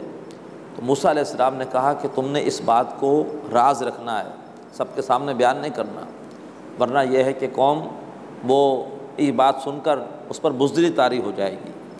اور اللہ کا وعدہ ہے، چاہے وہ کیسی قد کاٹ والی قوم ہو، اللہ کا وعدہ ہے کہ اللہ تعالیٰ فتح دے گا، لہٰذا ان کا حوصلہ بڑھاؤ، ان کو ہمت دلاؤ تاکہ وہ مقابلہ کریں اس قوم سے۔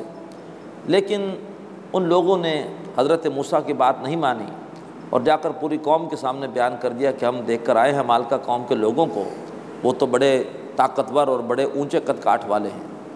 لہٰذا اب قوم نے موسیٰ علیہ السلام کو جواب دیا، قالوا یا موسیٰ انا فیہا قوما جبارین، انہوں نے کہا کہ اے موسیٰ اس بستی میں، ارض مقدس میں جو قوم ہے وہ بڑی زبردست ہے، وَإِنَّا لَن نَدْخُلَهَا، اور ہم اس بستی میں ہرگز داخل نہ ہوں گے، حَتَّى يَخْرُجُوا مِنْهَا، یہاں تک کہ وہ بستی سے نکل نہ جائیں، فَإِن يَخْرُجُوا مِنْهَا، اگر وہ بستی سے نکل جائیں گے، فَإِنَّا دَاخِلُونَ، تو پھر ہم داخل ہو جائیں گے۔ آپ کسی معجزے کے ذریعے سے اپنے عصا کو حرکت میں لا کر ان کو بستی سے نکال دیں، وہ جب نکل جائیں گے تو ہم داخل ہو جائیں گے، بڑا سادہ فارمولہ ہے۔ قال رجلان من الذین یخافون انعم اللہ علیہما، کہا دو مردوں نے، یہ ہیں یوشع بن نون جو بعد میں بن گئے تھے پیغمبر بھی علیہ السلام، اور کالب بن یوفنا، یہ ان کے ساتھ دوسرے ساتھی تھے، حضرت موسیٰ کے دو صحابی ہیں۔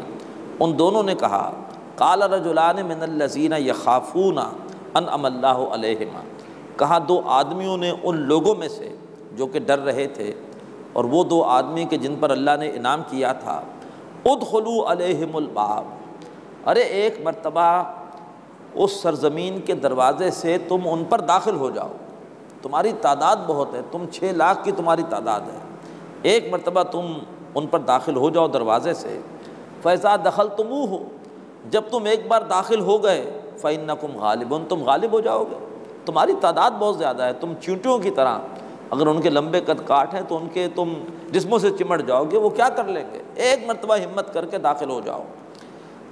وَعَلَى اللَّهِ فَتَوَكَّلُوا، اور اللہ پر بھروسہ کرو، ان کنتم مومنین، اگر تم واقعی مومن ہو۔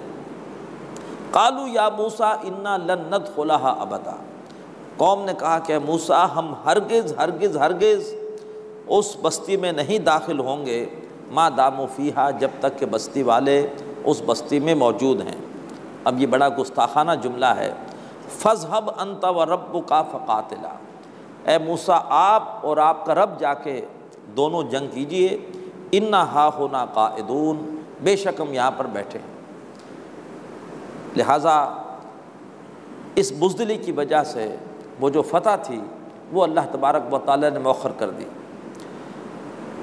حضرت نبی پاک صلی اللہ علیہ وآلہ وسلم کے ساتھیوں نے اسی جملے کو دہرایا تھا بدر سے پہلے، جب اللہ کے رسول نے ان سے مشاورت کی تھی تو اس وقت حضرت مقداد نے کہا تھا رضی اللہ تعالیٰ عنہ، ہم موسیٰ کے ساتھیوں کی طرح یہ نہیں کہیں گے کہ آپ اور آپ کا رب جا کے جنگ کیجیے، ہم یہاں بیٹھے ہیں، اے نبی آپ حکم دیجئے، مکہ کیا ہے، ہم یمن تک چلے جائیں گے، اور یمن کیا ہے، ہم یمن سے آگے سمندر میں اپنی سواریاں داخل کر دیں گے، کیا عجب کہ اللہ تعالیٰ آپ کو ہماری وجہ سے آنکھوں کی ٹھنڈک عطا فرمائے۔ تو یہ صحابہ کرام کا جذبہ تھا، اللہ نے فتح عطا فرمائی، اور وہ موسیٰ علیہ السلام کے ساتھیوں کی بزدلی تھی، باوجود اس کے کہ وعدہ تھا کہ ارض مقدس فتح ہوگی، لیکن اللہ نے ارض مقدس کی فتح کو کچھ عرصے کے لیے پھر مؤخر کر دیا۔ تو بہت اہم جملہ ہے ڈاکٹر سعد احمد رحمۃ اللہ علیہ کا کہ پوٹینشلی حق ہی میں صلاحیت ہوتی ہے غالب ہونے کی، لیکن حق کب غالب ہوتا ہے؟ جب حق کے علمبردار ہمت دکھائیں، پابندی دکھائیں۔ اگر حق کے علمبردار بزدلی دکھائیں گے اور پیچھے ہٹ جائیں گے قربانی دینے سے تو میرا غالب نہیں ہوگا۔ حضرت موسیٰ علیہ السلام کے زمانے میں حق غالب کیوں نہیں ہوا؟ جو حق کے علمبردار تھے انہوں نے بزدلی دکھائی۔ اللہ کے رسول کے زمانے میں حق غالب کیوں ہوا؟ اس لیے کہ حق کے نام لیواؤں نے اصرار کیا، قربانی دی اور مال و جان کی قربانیاں پیش کی۔ اللہ تبارک و تعالی ہمیں بھی ہمت کرنے کی اور باطل کے ساتھ ایک کشمکش کرنے کی توفیق عطا فرمائے۔ فرمایا قال رب انی لا املک الا نفسی و اخی، وہی موسیٰ علیہ السلام جو اس سے پہلے اللہ تبارک و تعالیٰ سے دعائیں کرتے تھے بنی اسرائیل کے لیے، فرعون سے جا کے جھگڑا کرتے تھے بنی اسرائیل کے لیے، اب حضرت موسیٰ علیہ السلام نے جب دیکھا کہ میری قوم جہاد سے اعراض کر رہی ہے تو اس قدر ان کو بیزاری ہوئی، غصہ آیا کہ انہوں نے اللہ تعالیٰ سے اپنی قوم کے خلاف بد دعا کی۔ قال رب انی لا املک الا نفسی و اخی، موسیٰ علیہ السلام نے عرض کی اے میرے رب مجھے کوئی اختیار نہیں ہے سوائے اپنے اور اپنے بھائی کی جان کے، میں اور ہارون حاضر ہیں، تو جو حکم دے ہم تیری راہ میں ہر قربانی دینے کو تیار ہیں۔ فافرق بیننا و بین القوم الفاسقین، پس اے اللہ تو جدائی ڈال دے ہمارے اور اس فاسق قوم کے درمیان۔ قال، تو اللہ نے جواب دیا فإنها محرمۃ علیہم 40 سنہ، فرمایا اللہ نے کہ اب ان کے لیے یہ سرزمین حرام کر دی گئی ہے 40 سال تک کے لیے۔ وعدہ ہے فتح انہیں حاصل ہوگی اس سرزمین پر، لیکن اب وہ حاصل ہوگی 40 سال بعد۔ 40 سال تک کے لیے ان پر سرزمین حرام کر دی گئی۔ یتیہون فی الارض، یہ زمین میں مارے مارے پھریں گے، ٹھوکریں کھائیں گے، دوسری قوموں سے ان کی پٹائی ہوگی۔ فلا تاسا علی القوم الفاسقین، پس اے موسیٰ اب آپ اس فاسق قوم کے حال پہ افسوس نہ کیجیے گا۔ تو جو قوم جہاد سے اعراض کرے، نبی اس کے بارے میں پھر کیا جذبات رکھتے ہیں وہ آپ نے سن لیا۔ اللہ تبارک و تعالی ہمیں ہمت عطا فرمائے کہ ہم اپنی قوتوں کو منظم کریں باطل کے ساتھ پنجہ آزمائی کے لیے۔ وَاتْلُ عَلَيْهِمْ نَبَأَ ابْنَيْ آدَمَ بِالْحَقِّ، اے نبی صلی اللہ علیہ وآلہ وسلم آپ ان پر تلاوت کیجئے آدم علیہ السلام کے 2 بیٹوں کا واقعہ، حق کے ساتھ، یعنی